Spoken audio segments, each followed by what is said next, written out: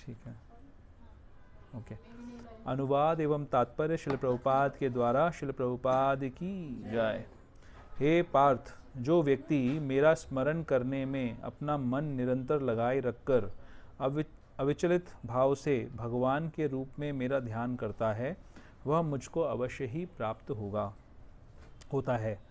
तात्पर्य, इस श्लोक में भगवान कृष्ण अपने स्मरण किए जाने की महत्ता पर बल देते हैं। महामंत्र हरे कृष्ण का जप करने से कृष्ण की स्मृति हो आती है। भगवान के शब्दोच्चार ध्वनि के जप तथा श्रवण के अभ्यास से मनुष्य के कान, जीभ तथा मन व्यस्त रहते हैं। इस ध्यान का अभ्यास अत्यंत सुगम है और इससे परमेश्वर को प्राप्त करने में सहायता मिलती है। पुरुषम का अर्थ भोक्ता है। यद्यपि सारे जीव भगवान की तटस्था शक्ति हैं, किंतु वे भौतिक कल्मश से युक्त हैं। वे स्वयं को भोक्ता मानते हैं, जबकि वे होते नहीं। यहाँ पर स्पष्ट उल्लेख है कि भगवान ही अपने विभिन्न स्वरूपों तथा नारायण, वासुदेव आदि स्वांशों के रूप में परम भोक्ता हैं। भक्त हरे कृष्ण का जप करके अपनी पूजा के लक्ष्य परमेश्वर को उनके किसी भी रूप नारायण, कृष्ण, राम आदि का निरंतर चिंतन कर सकता है। ऐसा करने से वह शुद्ध हो जाता है और निरंतर जप करते रहने से जीवन के अंत में वह भगवत धाम को जाता है। योग अंतःकरण के परमात्मा का ध्यान है। इसी प्रकार हरे कृष्ण के जप द्वारा मनुष्य अपने मन को परमेश्वर में स्थिर करता है। मन चंचल है, अतः आवश्यक है कि मन को बलपूर्वक कृष्ण चिंतन में लगाया जाए। प्राय उसे उस एक प्रकार के कीट का दृष्टांत दिया जाता है जो तितली बन जाता है और वह इसी जीवन में तितली बन जाता है। इसी प्रकार यदि हम निरंतर कृष्ण का चिंतन करते रहें तो यह निश्चित है कि हम जीवन के अंत में कृष्ण जैसा शरीर प्राप्त कर सकेंगे। श्लोक संख्या 9। कविम पुराणम अनुशासितारम अणोणयाम मनुस्मरेद्य सर्वस्य धातारम अचिन्त्य रूपम आदित्यवर्णम तमसः परस्तात्।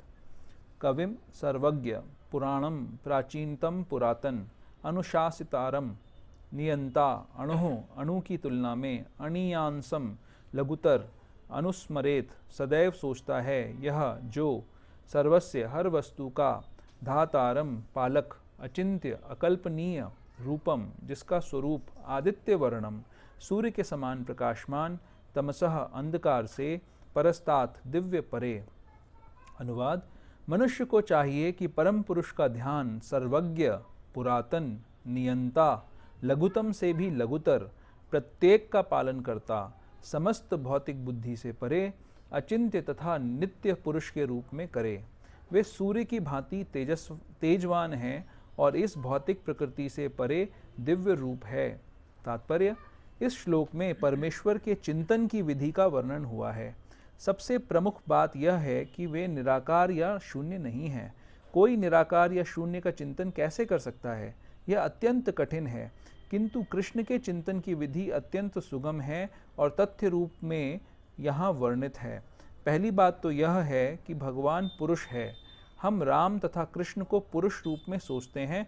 चाहे कोई राम का चिंतन करे या कृष्ण का, वे जिस तरह के हैं उसका वर्णन भगवत गीता के इस श्लोक में किया गया है। भगवान कवि हैं, अर्थात वे भूत, वर्तमान तथा भविष्य के ज्ञाता हैं, अतः वे सब कुछ जानने वाले हैं। वे प्राचीनतम पुरुष हैं क्योंकि वे समस्त वस्तुओं के उद्गम हैं। प्रत्येक वस्तु उन्हीं से उत्पन्न है। वे ब्रह्मांड के परम नियंता भी हैं। वे मनुष्यों के पालक तथा शिक्षक हैं। वे अणु से भी सूक्ष्म हैं। जीवात्मा बाल के अग्रभाग के 10,000वें अंश के बराबर है, किंतु भगवान अचिंत्य रूप से इतने लघु हैं कि वे इस अणु के भी हृदय में प्रविष्ट रहते हैं। इसलिए वे लघुतम से भी लघुतर कहलाते हैं। परमेश्वर के रूप में वे परमाणु में तथा लघुतम के भी हृदय में प्रवेश कर सकते हैं और परमात्मा रूप में उसका नियंत्रण करते हैं। इतना लघु होते हुए भी वे सर्वव्यापी हैं और सबों का पालन करने वाले हैं। उनके द्वारा इन लोकों का धारण होता है। प्रायः हम आश्चर्य करते हैं कि ये विशाल लोक किस प्रकार वायु में तैर रहे हैं। यहाँ यह बतलाया गया है कि परमेश्वर अपनी अचिंत्य शक्ति द्वारा इन समस्त विशाल लोकों तथा आकाश गंगाओं का धारण किए हुए है। इस प्रसंग में अचिंत्य शब्द अत्यंत सार्थक है। ईश्वर की शक्ति हमारी कल्पना या विचार शक्ति के परे है, इसलिए अचिंत्य कहलाती है। इस बात का खंडन कौन कर सकता है कि वे इस भौतिक जगत में व्याप्त हैं, फिर भी इससे परे हैं। हम इसी भौतिक जगत को ठीक ठाक नहीं समझ पाते, जो आध्यात्मिक जगत की तुलना में नगण्य है।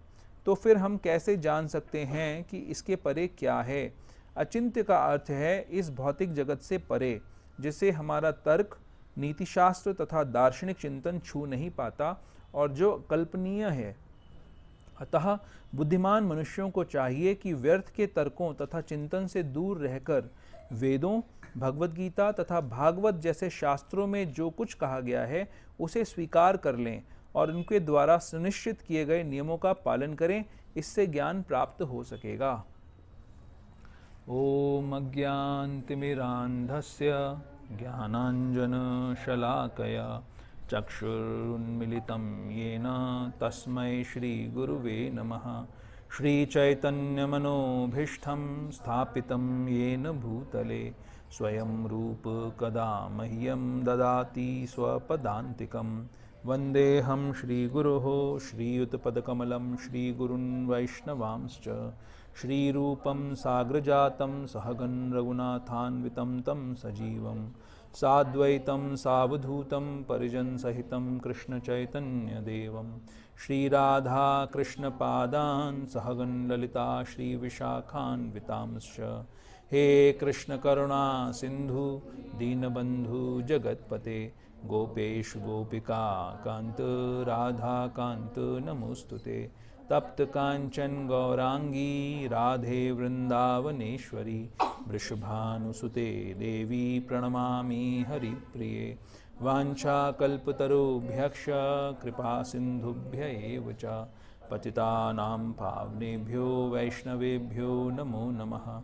जय श्री कृष्णा चैतन्य प्रभु नित्यानंद श्री अद्वैत गदाधर श्रीवासादि गौर भक्तवृंद। हरे कृष्णा कृष्णा कृष्णा हरे हरे, हरे राम राम राम हरे हरे। हरे कृष्णा। तो अगेन बहुत इम्पॉर्टेंट वर्सेस हैं आज के। गीता का हर श्लोक इम्पॉर्टेंट है और हर बार यही रियलाइजेशन होता है कि ये श्लोक बहुत इम्पॉर्टेंट है।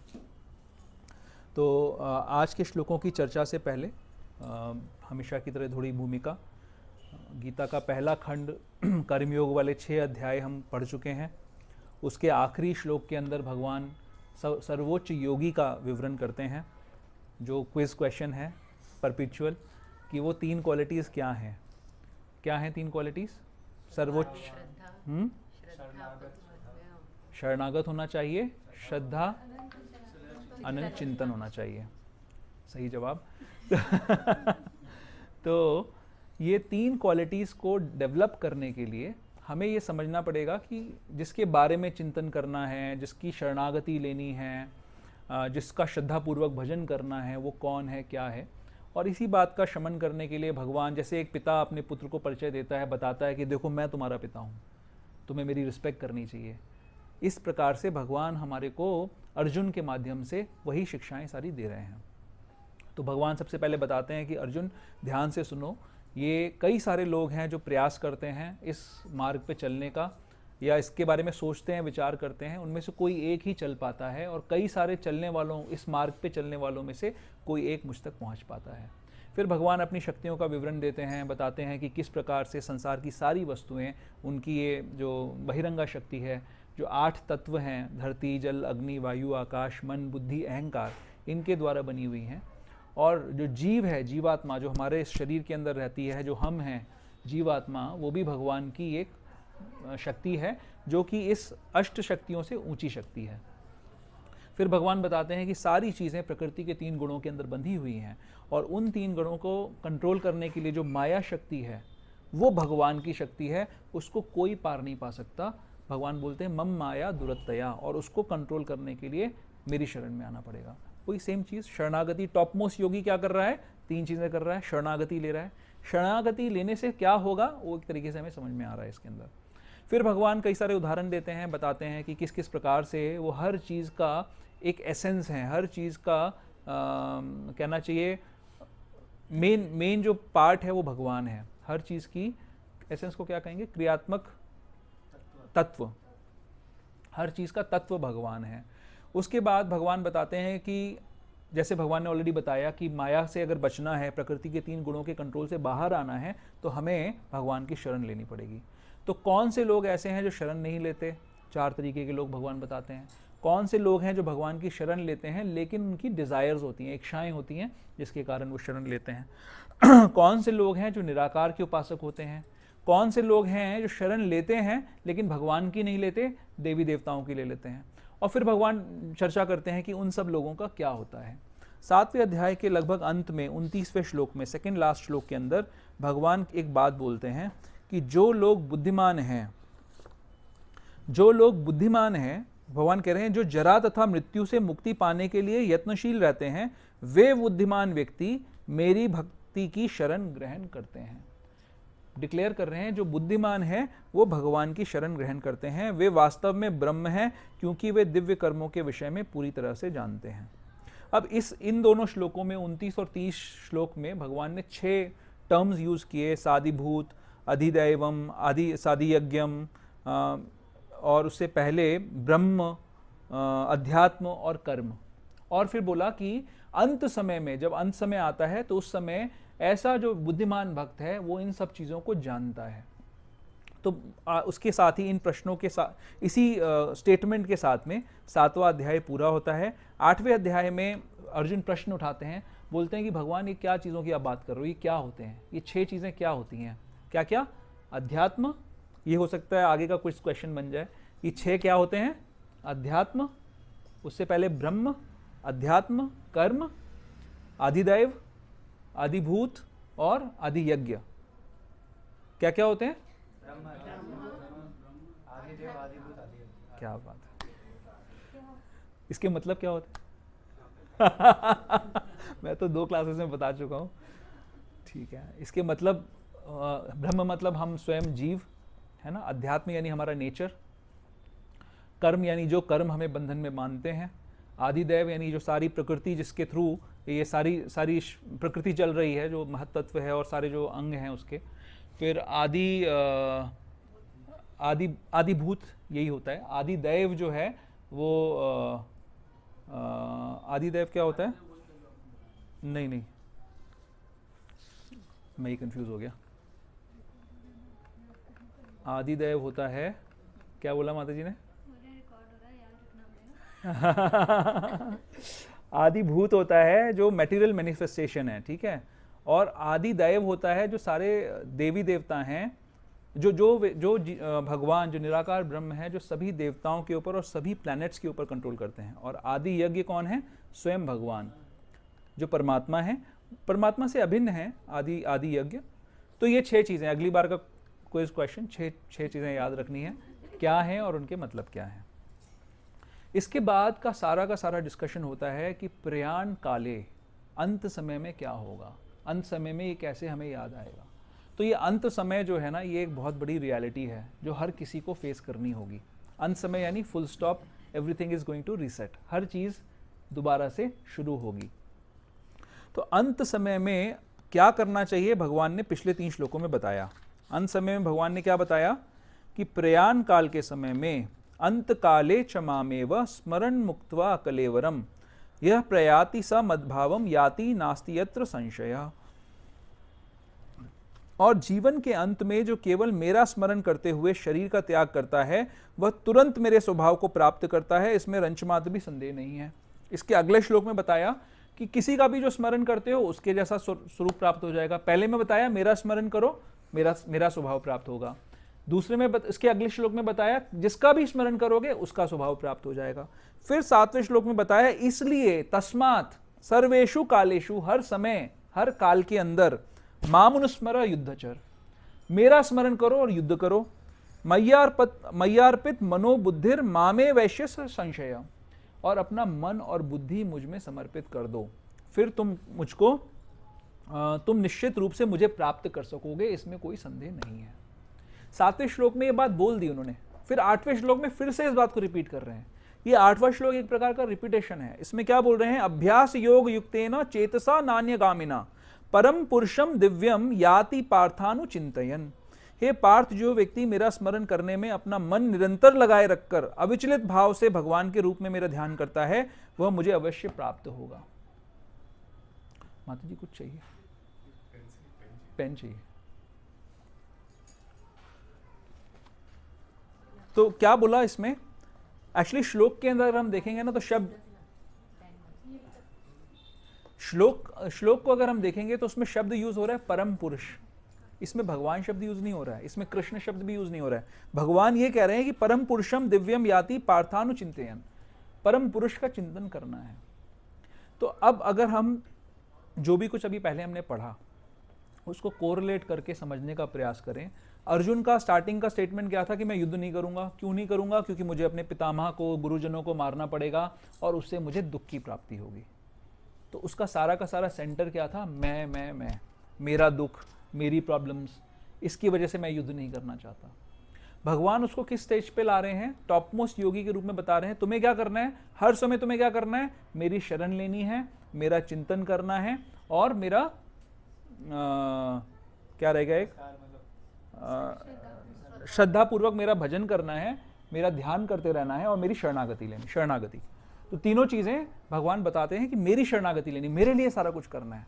तो अगर हम सक्सेस, सफलता की डेफिनेशन को समझें तो भगवान के अकॉर्डिंगली सफलता क्या है? सफलता है कि हमें हर समय कृष्णा कॉन्शियस होना है। टॉप मोस्ट योगी के रूप में हर समय कृष्ण भावना भावित होना है, कृष्ण भावना भावित। और यहां तक होना है कि अर्जुन को कह रहे हैं कि तुम युद्ध कर रहे हो उस समय भी तुम कृष्ण भावना भावित रहो। युद्ध करते करते एक साधारण सा प्रश्न हो सकता है कि किस प्रकार से हम युद्ध करते करते कृष्ण भावना भावित हो पाएंगे। युद्ध की क्रिया तो बहुत इंटेंस होती है, आप दूसरे को मार रहे हो, आपकी खुद की जान का खतरा है, और खुद की जान की खतरा जिस समय हो रहा होता है उस समय कृष्णा कॉन्शियस कैसे रहेंगे हम? जहां पर आपको दिख रहा है चारों तरफ कि आपके पुत्र भी लड़ रहे हैं, आपके पिता भी लड़ रहे हैं, आपके चाचा ताऊ लड़ रहे हैं और आपके भाई लड़ रहे हैं, जिन जिन लोगों से आप सबसे ज्यादा प्रेम करते हो वो उनके जीवन का प्रश्न है, और उस समय कृष्णा कॉन्शियस हम कैसे रहेंगे? बहुत बहुत गहरा सवाल है ये। भगवान ने सक्सेस की डेफिनेशन ऐसी दे दी है। तो सबसे ज्यादा अगर सक्सेसफुल व्यक्ति है तो कब है? जब वो 24 घंटे भगवान का चिंतन कर रहा है। और कैसे कर रहा है? इंटेंस चिंतन कर रहा है, उसका कहीं और ध्यान नहीं जा रहा है। कैसे होगा ये? किस प्रकार से होगा? क्या क्या तरीके हो सकते हैं ऐसा करने के लिए? हमारा ध्यान कहाँ जाता है? इसमें जो शब्द है ना, पुरुष, पुरुष बहुत इंपॉर्टेंट शब्द है। पुरुष का मतलब क्या होता है? पुरुष का मतलब होता है इंजॉयर, जो इंजॉय करता है। यानी जो स्त्री के शरीरों में भी हैं वो भी अपने आप को इंजॉयर की तरीके से ही समझ सकते हैं। इस संसार के अंदर सब इंजॉय करना चाहते हैं, भले वो पुरुष के शरीर में हो या स्त्री के शरीर में हो। लेकिन पुरुष की डेफिनेशन है जो इंजॉयर होता है। जो तत्व है, जो एसेंस है, वो ये है कि परम पुरुष भगवान है, यानी वो परम इंजॉयर है। भगवान ने 7वें अध्याय में बता दिया, जो श्लोक मैंने आपको बताया, कि भगवान ने बोला 8 चीजों से ये प्रकृति बनी हुई है और एक और मेरी शक्ति है जो कि हम जीव हैं, वो भी भगवान की शक्ति है, वो भी प्रकृति है। प्रकृति का क्या काम है? प्रकृति का काम है भगवान के एंजॉयमेंट में सहयोग करना। तो प्रकृति कौन हो सकती है? प्रकृति एक उपभोक्ता हो सकती है। यानी क्या? जैसे हमने भगवान को भोग लगाया और उसको प्रसाद के रूप में ग्रहण किया, तो मेन भोक्ता कौन है? मेन एंजॉयर कौन है? भगवान है। सब्सिडरी एंजॉयर कौन है? वो हम हैं। तो हम क्या हो सकते हैं? हम उपभोक्ता हो सकते हैं, हम परम एंजॉयर नहीं हो सकते। अब सबसे जो इंपॉर्टेंट प्रश्न इस सारी चैप्टर के अंदर आ रहा है वो ये है कि स्मरण करना है भगवान का हर समय। हमारा हर समय स्मरण किस चीज का होता है? किन चीजों का होता है? हमारे दिमाग में क्या विचार आते हैं? एक छोटे से बच्चे को देख लो, उसके मन में क्या विचार आता है? उसको क्या चीज अच्छी लगती है और क्या चीज बुरी लगती है? Any suggestions? छोटे बच्चों को क्या अच्छा लगता है, क्या बुरा लगता है? माधव को क्या चीज अच्छी लगती है और क्या बुरा लगता है? बताएगा माधव? नहीं? पता नहीं। अच्छा, मूवीज देखना अच्छा लगता है? कोई दिक्कत नहीं है उसमें। चॉकलेट्स खाना अच्छा तो लगता है, अभी माधव बता नहीं रहा है। ओके, एनीवेज, हम सभी लोगों को वो चीजें अच्छी लगती हैं जो हमारी इंद्रियों को इंटेलिजेंस प्रोवाइड करती है। हमारी इंद्रियां जिसमें युक्त हो सकती हैं। यानी इंद्रियों के विषय, आंखों को क्या अच्छा लगता है? अच्छा दृश्य देखना अच्छा लगता है, अच्छा सुंदर दृश्य मिल जाए, पुरुष को स्त्री, स्त्री को पुरुष, या अच्छे कोई नाटक देखने को मिल जाए, अच्छा लगता है। कानों को क्या अच्छा लगता है? कानों को अच्छा स्वर अच्छा लगता है ना। जिह्वा को क्या अच्छा लगता है? जिह्वा को अच्छा स्वाद अच्छा लगता है, सुंदर टेस्ट मिल जाए, है ना। स्किन को क्या अच्छा लगता है? अच्छा टच, अच्छा स्पर्श मिल जाए। नासिका को अच्छी गंध अच्छी लगती है। तो हमारी सारा का सारा जो चिंतन होता है, स्मरण हमें क्या करना है? भगवान कह रहे हैं कि तुम लोगों को अगर सक्सेसफुल होना है तो तुम्हें मेरा 24 घंटे चिंतन करना पड़ेगा। क्या होगा चिंतन करने से? 24 घंटे जब चिंतन करोगे तो अंत काले च मामेव, अगर 24 घंटे करोगे तो ही अंत काल में तुम मेरा स्मरण कर पाओगे, और अगर अंत काल में मेरा स्मरण कर पाओगे तो संसार से निकल पाओगे। इसलिए ये सक्सेसफुल है, इसीलिए ये सक्सेस है, इसीलिए सक्सेस की डेफिनेशन है कि 24 घंटे मुझे भगवान का चिंतन करना चाहिए। जो व्यक्ति नहीं करेगा तो फेलियर क्या है? इस संसार में दोबारा आना पड़ेगा। जन्म मृत्यु जरा व्याधि और जो आदि दैविक, आदि आत्मिक, आदि भौतिक ये कष्ट उठाने पड़ेंगे, ये फेलियर है। तो हमारा चिंतन होना चाहिए भगवान का। अभी चिंतन किसका हो रहा है? इंद्रिय के विषयों का चिंतन हो रहा है, किसी भी अवस्था में व्यक्ति हो। जैसे वो प्रभुपाद जी उदाहरण देते हैं, अकबर के समय का उदाहरण देते हैं कि एक बार मुझे पूरी स्टोरी अभी याद नहीं है एग्जैक्टली, बट पॉइंट ये था कि एक बार अकबर और बीरबल के बीच में ये ठन गई कि जब व्यक्ति बूढ़ा हो जाता है तो उसकी इंद्रियां फिर काम नहीं करती, वो इंद्रियों के पीछे नहीं भागता है। और आई थिंक बीरबल कहते हैं कि नहीं ऐसा नहीं होता, मैं प्रूव करके दिखाऊंगा। तो बीरबल जो हैं अकबर को एक मरणासन व्यक्ति के पास ले जाते हैं और बोलते हैं कि अपनी जो सुंदर बेटी है उसको भी साथ में ले चलिए। तो जब अब एक न्याय होता है, एक लॉजिक होता है, राजा आया न्याय, मतलब जब राजा आता है तो अकेला नहीं आता, पूरे गाजे बाजे के साथ आता है, पूरी फौज के साथ आता है। तो राजा जब उस व्यक्ति के, मरणासन व्यक्ति के घर पे पहुंचता है तो स्वाभाविक है कि खूब शोर मचा होगा, खूब बैंड बाजे बजे होंगे।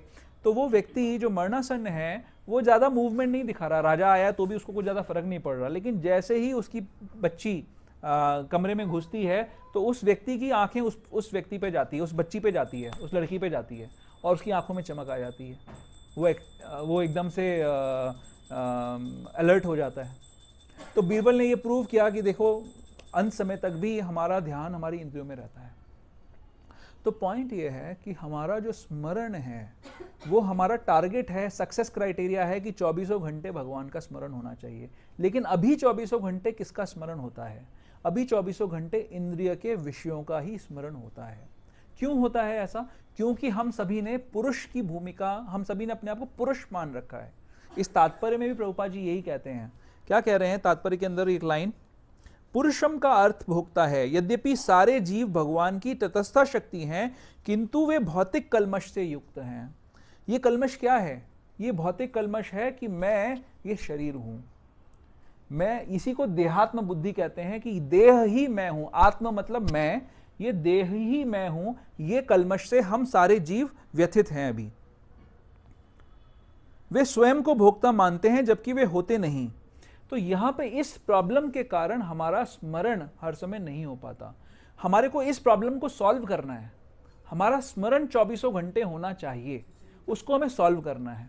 तो करना क्या पड़ेगा? प्रॉब्लम क्या एस्टैब्लिश हुई? प्रॉब्लम क्या है? क्यों स्मरण नहीं हो रहा? कोई बता सकता है क्यों स्मरण नहीं हो रहा? क्योंकि हम अपने आप को पुरुष मान रहे हैं, पुरुष मान रहे हैं, भोक्ता मान रहे हैं। भोक्ता मान रहे हैं मतलब हमारा ध्यान कहां है? कहां है ध्यान? अपने इंद्रियों को भोगने में हमारा ध्यान है। तो हमारा सॉल्यूशन क्या होना चाहिए? बीमारी तो आइडेंटिफाई कर ली। बीमारी क्या है? कि हमारा ध्यान इंद्रियों के विषयों में है। उसका सॉल्यूशन क्या हो सकता है? सॉल्यूशन क्या है? वो तो रिजल्ट चाहिए हमको। हाँ, अपना ध्यान अपने इंद्रियों के विषयों से अपने आप को विड्रॉ करना पड़ेगा, इंद्रियों से विड्रॉ करना पड़ेगा। तो कैसे होगा? हमारा जो ध्यान हर समय अपनी इंद्रियों के तुष्टिकरण में रहता है, वो जब तक उस तुष्टिकरण में लगा रहेगा, यानी अगर जो व्यक्ति ये सोचता है कि मैं अपनी इंद्रियों का भोग करता रहूंगा और साथ साथ में मैं भगवान की प्राप्ति कर लूंगा, जैसे कई सारे सो कॉल्ड आजकल स्पिरिचुअल इंस्टीट्यूशंस हैं, है ना। ओशो था एक, जिसको भगवान भी कहते थे, भगवान रजनीश के नाम से उसको बोला जाता था। तो ओशो की फिलॉसफी क्या थी? वो कहता था कि काम जो है, कामग्नि जो है, उसको अगर बुझाना है तो उसमें रति करो, उसको जितना ज़्यादा हो सके करो, कोई रेस्ट्रिक्शन मत रखो। फ्रॉइड की थियरी भी यही है ना, कि जितना ज़्यादा हो सके जो सेक्सुअल पोटेंसी है उस पर कोई रेस्ट्रिक्शन नहीं होना चाहिए। अनलिमिटेड सेक्स अलाउ करो तो समाज में सारे दोष खत्म हो जाएंगे। उसकी ये थियरी थी। तो क्या वो समझ पाया, क्या ये लोग समझ पा रहे हैं कि रियल प्रॉब्लम क्या है? रियल प्रॉब्लम शुरू होती है हमारे अपने आइडेंटिफिकेशन के साथ। हम लोग जीव हैं, हम भोक्ता नहीं हैं, हम पुरुष नहीं हैं, हम जीव हैं। जीव का काम है भगवान की सेवा में सहयोग करना। जीव अभी पुरुष की भूमिका निभा रहा है। तो पुरुष की भूमिका निभाने के कारण, पुरुष के रूप में अपने आप को व्यक्त करने के कारण वो हर समय सेंस ग्रेटिफिकेशन के बारे में सोच रहा है, जिसकी वजह से उसका सारा का सारा ध्यान हर समय सेंसेस को सेटिस्फाई करने में लगा रहेगा। तो प्रॉब्लम यह है कि हमें पुरुष नहीं बनना है, हमें पुरुष के रूप में चिंतन नहीं करना है, भोक्ता का चिंतन नहीं करना है, इंद्रियों के विषयों से अपने आप को हटाना है। तो कौन सा ओशो वाला योगा करने से, या जो इस तरीके के जो लोग इंस्टीट्यूशंस चल रहे हैं, उस तरीके का योगा करने से क्या हमारा ध्यान इंद्रियों से हट पाएगा? हमारा ध्यान इंद्रियों से नहीं हट पाएगा। हमें कोई ऐसा योग करना पड़ेगा जिसके सपोर्ट से हमारा ध्यान इंद्रियों के विषयों से हट पाए। तो कौन सा योगा कर सकते हैं? तो जैसे भगवान ने 6ठे अध्याय के अंदर अष्टांग योग का वर्णन किया, बताया कि भाई आप जंगल में जाइए, एक एकांत स्थान ढूंढिए, एकांत स्थान में आप एक पेड़ के नीचे जाके बैठिए, वहाँ पर एक आसन बिछाइए, कुशा का आसन बिछाइए, फिर उसमें मृगशाला बिछाइए, उसके ऊपर आप बैठिए और अपने आँखों को आधा खुला रखकर अपनी नाक की सीध में देखते रहिए। आधा आंखें बंद, आधी आंखें खुली, और नाक की टिप पे देखते रहिए और ध्यान में मग्न हो जाइए। कितने लोग कर पाएंगे ऐसा वाला योगा? तरीका है, ये भी तरीका है। क्या तरीका है? कि इंद्रियों को किसी तरीके से इंद्रियों के विषयों से दूर रखना है। कर पाएंगे क्या हम लोग ऐसा? डिफिकल्ट है ना, ये बहुत डिफिकल्ट है। कुछ लोग कर सकते हैं बट बहुत डिफिकल्ट तरीका है ये। तो इजी प्रोसेस जो हम सभी लोग कर सकते हैं, एक बच्चा भी कर सकता है, वो प्रोसेस क्या है? वो प्रोसेस है चैंटिंग का। प्रभुपाद जी इसमें क्या बोल रहे हैं? महामंत्र हरे कृष्ण का जप करने से कृष्ण की स्मृति हो आती है। भगवान के शब्दोच्चार के जप तथा श्रवण के अभ्यास से मनुष्य के कान, जीभ तथा मन व्यस्त रहते हैं। अब यहां पर आप क्या कर रहे हो? जब आप हरि नाम ले रहे हो तो आपने डायरेक्टली भगवान का शेल्टर ले लिया। दूसरी प्रोसेसेस में और इस प्रोसेस में एक बहुत बड़ा फर्क यह है कि आप डायरेक्टली भगवान का संग कर रहे हो।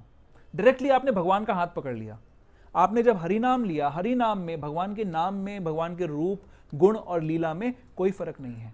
जब आप भगवान का नाम ले रहे हो तो डायरेक्टली आपने भगवान के चरणों को पकड़ लिया। उस भगवान के नाम को लेने से आपके हृदय का मार्जन शुरू हो जाएगा। योग की जो प्रोसेस है उसमें आप अपनी शक्ति पे काम कर रहे हो। जितना संयम आपके पास है, जो अष्टांग योग मैंने बताया, जितना संयम आपके पास है आप उतना ही ध्यान लगा पाओगे। यहां पर आप अपनी शक्ति पे इतना निर्भर नहीं कर रहे हो। आपको क्रिया क्या करनी है? योग की जो क्रिया है वो चैंटिंग है, यहां पर जप है। जप में करना क्या है? ध्यान पूर्वक जिह्वा से उच्चारण करना है, ध्यान पूर्वक कानों से श्रवण करना है, और इन दोनों कामों को अगर ध्यान से करेंगे तो मन अपने आप कृष्ण के चरणों में लग जाएगा। मन का क्या स्वभाव है? मन फिकल है, बार बार भागता है, इधर से उधर भागेगा। कहां भागता है? उसके पास कौन सी 5 जगह है जाने के लिए? क्या जगह है मन के पास जाने के लिए? वो 5 विषय। उन विषयों के पास मन जाके भटकेगा, उनके तरफ हमको खींचेगा, उनकी तरफ ले जाएगा हमको। तो क्या करना है? मन जब जब ले जाएगा, बार बार हमने जप करना शुरू किया, अब आंखें खोल के जप कर रहे हैं तो सामने से कुछ, मान लो पुरुष के लिए एक सुंदर स्त्री निकल गई तो ध्यान उधर चला गया, स्त्री के लिए सुंदर पुरुष निकल गया, उसका ध्यान चला गया। क्या करेगा? मन बोलेगा अरे वाह ये तो बड़ी अच्छी स्त्री है। क्या करना है? उसको खींच के वापस लाना है। नहीं, मुझे श्रवण करना है, मुझे सुनना है, सुनने पे ध्यान लाना है, बार बार सुनना पड़ेगा। जैसे जैसे आप सुनते जाओगे वैसे वैसे मन की जो ढिठाई है वो कम हो जाएगी। मन को लगेगा कि ये बंदा जो है ये मेरे कंट्रोल में नहीं आने वाला। इसका दृढ़ निश्चय है, दृढ़ विश्वास है कि इसको सुनना है। हमारी जो क्रिया है वो सुनने की क्रिया है। अगर हम कुछ और एक्टिविटी करते करते अगर हम भगवान का नाम लेने का प्रयास कर रहे हैं तो हम अपने आप भगवान के उन चरणों को, जो भगवान के चरण हमारे सामने अवेलेबल हैं, जिनको हम पकड़ सकते हैं, उनको हम धक्का दे रहे हैं पीछे, क्योंकि आप सुन नहीं रहे हो।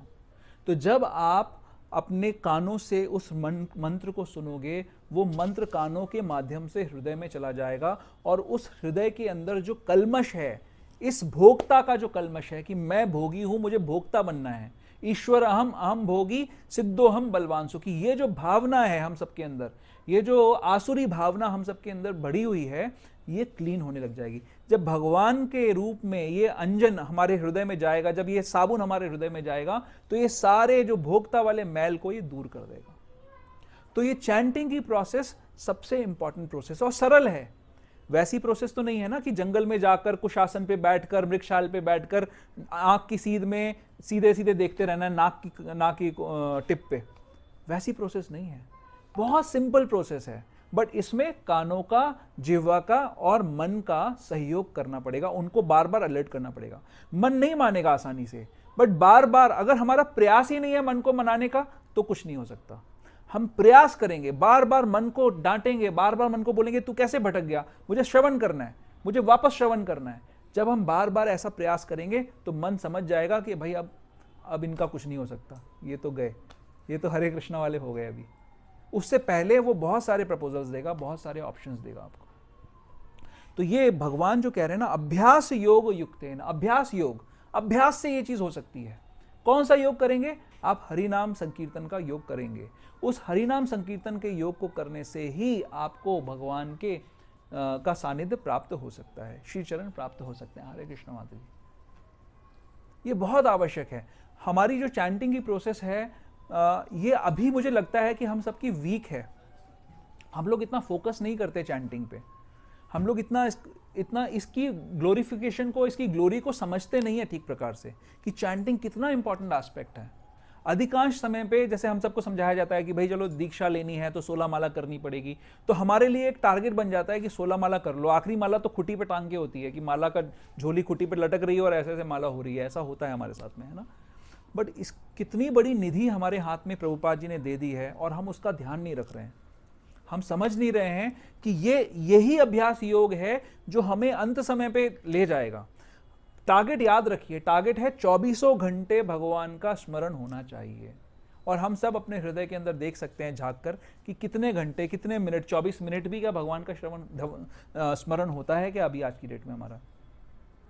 अगर होता है तो अच्छी बात है, बट फिर भी इनसफिशियंट है। अगर वो 23 घंटे और 59 मिनट होता है तो सफिशिएंट है? सफिशिएंट तब भी नहीं है। 24 घंटे होगा तभी वो सफिशिएंट है। और 24 घंटे सफिशिएंट तभी हो पाएगा जब हमारा पूरा पूरा ध्यान विषयों से हटकर सेवा की तरफ चला जाएगा। वो कैसे होगा? कोई बाहर से तो कोई तरीका नहीं है। जो भी योगिक क्रियाएं हैं डिफिकल्ट हैं, सिर्फ हरिनाम को ठीक प्रकार से लेने से, हरिनाम पे ध्यान देने से, एक एक मंत्र का उच्चारण करने से ध्यान पूर्वक, तभी ये हो पाएगा। मैं कई ऐसे भक्तों को जानता हूं जिनका ऐसा प्रण है कि वो 16 माला पे रुकते नहीं हैं। क्यों नहीं रुकते हैं? क्योंकि वो ये कैलकुलेशन करते हैं कि मैंने गुड क्वालिटी राउंड्स कितने चैंट किए हैं। क्वालिटी राउंड्स का मतलब ये नहीं है कि आप एक माला को 20 मिनट में करें। हरे कृष्णा कृष्णा कृष्णा हरे हरे, हरे राम राम राम हरे हरे। कितना देर लगेगी एक माला करने में? ऐसा करें तो, है ना। तो फिर भी क्या ध्यान होगा? फिर भी ध्यान नहीं होगा। कुछ लोगों के ऐसी भ्रांत धारणा है कि अगर हम ज्यादा समय लगाएंगे तो हमारी क्वालिटी बढ़ जाएगी। ऐसा भी नहीं है। कुछ लोग 3 मिनट में भी करते हैं हरे कृष्णा कृष्णा कृष्णा हरे हरे राम राम राम राम हरे हरे कृष्णा कृष्णा कृष्णा हरे हरे राम राम राम राम हरे। ध्यान होगा क्या? उनको ऐसा लगता है कि इतना फास्ट अगर गैप नहीं छोड़ेंगे तो ध्यान हो जाएगा हमारा। होगा क्या ध्यान? ये दोनों ही तरीके गलत हो सकते हैं, लेकिन अगर इन दोनों ही तरीकों में ध्यान से सुना, अगर इतना स्लो भी करके सुना तो हो जाएगा। और जो हम नॉर्मल स्पीड में करते हैं हरे कृष्णा कृष्णा कृष्णा हरे हरे हरे राम राम राम हरे हरे, अगर सुना तो हमारे हृदय का मार्जन हो जाएगा। हृदय का मार्जन होने से हमारा भोक्ता की टेंडेंसी, जो इंजॉयर की टेंडेंसी है, वो खत्म हो जाएगी। अगर हमारे अंदर माला करने के बाद भी इंजॉयमेंट करने की टेंडेंसी अभी बनी हुई है, तो समझो कि अभी बहुत सारा मैल अंदर बाकी है। माला का नेचुरल रिजल्ट यही है कि आपके अंदर भोक्ता की टेंडेंसी कम हो जाएगी, आपके अंदर सेवा की इच्छा बढ़ेगी। क्या होगा? क्यों ऐसा होगा? क्योंकि जीव का स्वाभाविक स्वरूप क्या है? जीवेर स्वरूप हो कृष्णेर नित्यदास। और वो जो जीव है वो ढका हुआ है अभी अपने भौतिक कलमश में, जो प्रभुपाद जी तात्पर्य में बोल रहे हैं। उस कलमश से ढका होने के कारण वो अपने आप को भोक्ता मान रहा है। और अगर हरि नाम लेने से भी हमारे अंदर इंजॉयर की टेंडेंसी खत्म नहीं हो रही है तो क्या हो रहा है, मतलब क्या कारण है, बीमारी कहां है फिर? Quality of rounds, quality of chanting. कई बार मुझे वो लोग पूछते हैं कि हम तो बहुत सालों से भजन कर रहे हैं, जप कर रहे हैं, नहीं फायदा हो रहा, तो इमीडिएटली हमें क्या देखना चाहिए कि आपकी चैंटिंग की क्वालिटी कैसी है। अगर आप ध्यानपूर्वक जप नहीं कर रहे हैं, सुन के जप नहीं कर रहे हैं, तो इंप्रूवमेंट नहीं आएगा, आपको टेस्ट भी नहीं आएगा, वजन लगेगा। कई कई लोग 25-25 साल तक माला करते रहते हैं, उनको वजन ही लगता है, माला करना अच्छा ही नहीं लगता। लेकिन आप अब दूसरी तरफ देखिए कि रूप गोस्वामी और जैसे हरिदास ठाकुर जैसे महान महान आचार्य हैं, महान महान गोस्वामीज हैं, वो बोलते हैं कि मेरे अगर करोड़ों जीवा होती और करोड़ों कान होते तो अच्छा होता, एक ही जीवा क्यों दी और 2 कान ही क्यों दिए मेरे को। हमें लगता है ऐसे कैसे मांग सकते हैं, हमारे को तो एक कान में तकलीफ हो रही है, इतना सारा सुनना पड़ता है। ऐसे ही हो रहा है ना, अभी तो बिल्कुल भी रस नहीं आ रहा है। मैं अपनी स्थिति बता रहा हूं कि अभी तो बिल्कुल भी रस नहीं आ रहा है माला करने में, भगवान का नाम लेने में। इसका मतलब कि चैंटिंग की क्वालिटी में बहुत ज़्यादा अभी अवरोध है, अच्छा नहीं हो रहा चैंटिंग आपका। आप अगर क्वालिटी चैंटिंग करेंगे, आपको इमीडिएटली भगवान के नाम में रस आने लग जाएगा। हमारी भक्ति की प्रोसेस क्या है कि हमें हायर टेस्ट पे ले जाने वाली प्रोसेस है। कई सारे लोग जो भौतिक लोग हैं, भौतिक दुनिया के लोग हैं, वो सोचते हैं कि हमारा जीवन शुष्क जीवन है, सूखा जीवन है, रूखा जीवन है ना, जिसमें कोई आनंद नहीं है, ऐसा सोचते हैं, उनको ऐसा लगता है। आप किसी पार्टी में नहीं जाते, आप कोई मूवीज नहीं देखते, आप कोई डांस नहीं करते, है ना, ये कैसा जीवन जीते हैं आप लोग। आप किसी रेस्टोरेंट में नहीं जाते हैं, उनको लगता है सूखा जीवन है। भक्त को क्या लगता है? भक्त को क्या लगता है? साधक को क्या लगता है? सूखा नहीं। हाँ, कौन से भक्त को लगता है ऐसा? वो अलग कैटेगरी है, वो इस भक्त की बात हो रही है, मेरे जैसे लेवल के भक्त की बात हो रही है, जो ठीक से चैंटिंग नहीं करता। वो बेचारा फंस गया, उसकी दीक्षा हो गई, उसको लगा कि 16 माला तो अब करनी पड़ेगी, तो अब क्या करूं मैं, तो वो 16 माला घसीटता है किसी तरीके से। तो उसको लगता है कि यार मैं क्यों कर रहा हूं, हर हफ्ते उसको एक बार विचार आता है कि ये सब क्यों कर रहा हूं मैं। ये आनंद गौरांग दास ने ऐसा फंसाया है ना तो अंदर जा रहा है ना बाहर आ रहा है, क्या करें, ऐसा लगता है। कब तक लगता है ऐसा, कब कब लगता है ऐसा? क्योंकि हमारे को टेस्ट नहीं आ रहा। गलत नहीं है, एक्चुअली जीव का स्वरूप है, जीव का स्वरूप क्या है? सच्चिदानंद विग्रह, आनंद से बना हुआ है जीव, उसको आनंद चाहिए। क्या कर रहा है? संसार में आनंद ढूंढ रहा है और बार बार फ्रस्ट्रेट हो रहा है, बार बार बार बार बार बार थपेड़े खा रहा है आनंद के। फिर उसको लगा, जब वो भक्ति में आया, अब कई सारे लोग जब नए नए भक्ति में आते हैं तो उनको एकदम रिलीफ मिलता है, उनको अच्छा लगता है कि कीर्तन में आया, भक्तों के बीच में मिला, वहाँ पे देखता है कि कोई एनवियसनेस नहीं है, आनंद है, कीर्तन हो रहा है, प्रसाद हो रहा है, उसको अच्छा लगता है। थोड़े दिनों बाद टेस्ट खत्म हो जाता है, फिर उसको लगता है कि मैं वापस से उस आनंद को अब मिस कर रहा हूँ, क्योंकि संसार में जो आनंद है वो बेटर था, क्योंकि उसको अभी तक हायर टेस्ट नहीं मिल पाया। हायर टेस्ट अगर नहीं मिलेगा तो हमें संसार के भोग अच्छे लगेंगे, लेकिन रियलिटी क्या है? हम लोग मूर्ख हैं क्या? या हमारे आचार्य लोग जो रूप गोस्वामी, सनातन गोस्वामी, जो बड़े बड़े मिनिस्टर्स थे, ट्रेजरार थे, जिनके पास रिसोर्सेज की कमी नहीं थी, भरत महाराज जो सारे संसार के राजा थे, युधिष्ठिर महाराज, ये सब क्या मूर्ख थे क्या? मूर्ख तो नहीं थे, ये लोग तो बहुत बड़े बड़े लीडर्स थे। तो इनको कैसे अच्छा लगता था और हमें क्यों नहीं ये टेस्ट आ रहा? यानी वो चीज ठीक है, जो हम चाह रहे हैं वो चीज ठीक है, हमारा लक्ष्य अच्छा है, लेकिन हमें मिल नहीं रहा वो लक्ष्य अभी। वो लक्ष्य कैसे मिलेगा, वो टेस्ट कैसे डेवलप होगा? जब टेस्ट आ जाएगा ना तो आपको रोकना पड़ेगा। दूसरे लोग आपको बोलेंगे कि देखो जी बैलेंस बना के रखो, इतनी भक्ति मत क्या करो। ऐसे भी होते हैं, ऐसे भी बोलने वाले घर के लोग ऐसे बोल देते कई बार है ना, ऐसे बोलते हैं, इतना भजन नहीं करना चाहिए, थोड़ा संसार में रह रहो, संसार की तरह रहो, संसार में रहने की तरह रहो, ऐसे लोग बोलते हैं, क्योंकि उनको पता नहीं ना टेस्ट क्या होता है। जैसे कोई व्यक्ति जिसको मूवीज देखना पसंद है ना, बच्चे होते हैं उनको मूवीज देखना पसंद है मान लो, और वो किसी तरीके से भी साम दाम दंड, आजकल यूट्यूब और फेसबुक पसंद है, तो जैसे मौका मिलेगा फटाक से वो मोबाइल उठा के शुरू हो जाएगा। फिर थोड़ी देर बाद माँ को दिखेगी, अरे अच्छा मेरा मोबाइल गायब है, अच्छा बच्ची भी गायब है, कहाँ है? दोनों साथ में दोनों साथ में है। तो वो ढूंढ लेंगे तरीका, क्योंकि टेस्ट आ रहा है उसके अंदर। ऐसा ही टेस्ट और इससे करोड़ों गुना ज़्यादा टेस्ट भजन में आएगा। अगर क्या करेंगे, एक काम करने से ऐसे इससे अगर करोड़ गुना ज़्यादा टेस्ट आता है किसी चीज़ में, तो कोई चीज़ कैसी होगी सोचो। आचार्य बताते हैं जैसे आम होता है ना, आम के अंदर गुठली होती है, वो ऑब्स्ट्रक्शन है एक तरीके का। पर कोई ऐसा आम हो जिसमें ना तो छिलका हो ना गुठली हो, रस से ही भरा हुआ हो, वो कैसा आम होता होगा? ये वैसा आम है, ऐसा समझो। ये भजन जो है, ये हरि नाम जो है, अगर हम इसको ठीक प्रकार से करें तो ये हमें वैसा आनंद, वैसा टेस्ट दे सकता है। फिर किसी को कहना नहीं पड़ेगा, फिर पूछना नहीं पड़ेगा। पहले जब हमारी क्लासेस शुरू होती थी, तो आजकल तो 16 माला वाले हैं सारे, बट पहले मुझे पूछना पड़ता था कितनी कितनी माला हो रही है, कितनी माला हो रही है। किसी को पूछना ही नहीं पड़ेगा आपसे। फिर शायद आपसे कोई पूछेगा कि हम कैसे इतनी माला करें, कैसे हम टेस्ट डेवलप करें। इन सब चीज़ों का सोर्स क्या है, सूत्र क्या है इसमें? सूत्र क्या है अच्छी माला करने का? सुनना, ध्यान से सुनना। हर बात, हर मंत्र जो हम उच्चारण कर रहे हैं, एक एक शब्द को ध्यान से सुनना।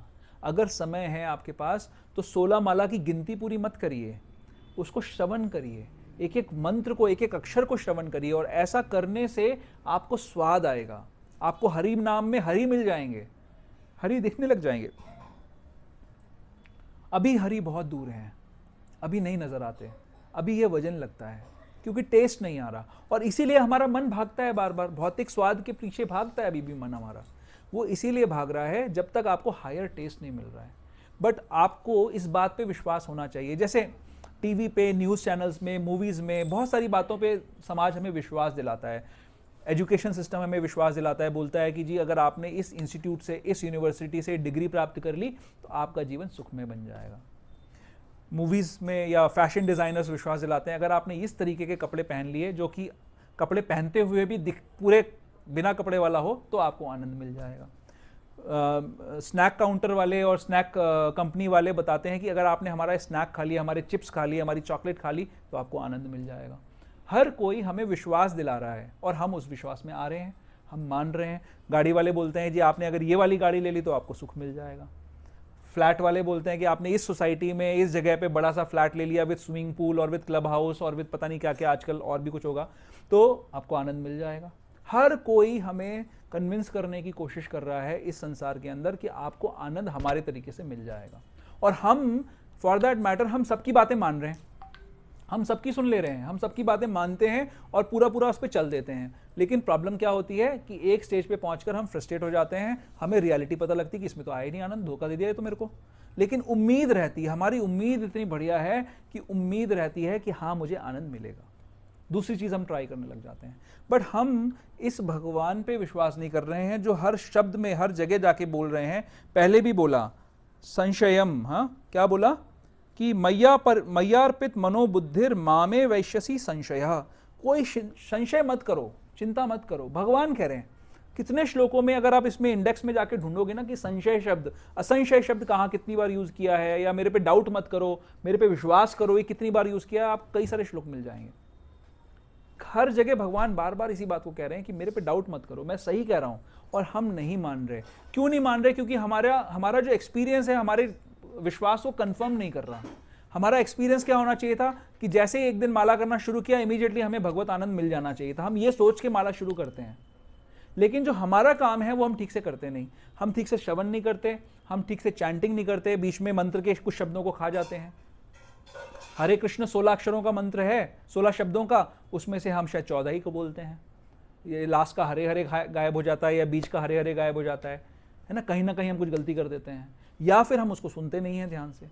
इन गलतियों की वजह से हमारा एक्सपीरियंस इस बात को कंफर्म नहीं करता कि इसमें कुछ स्वाद है।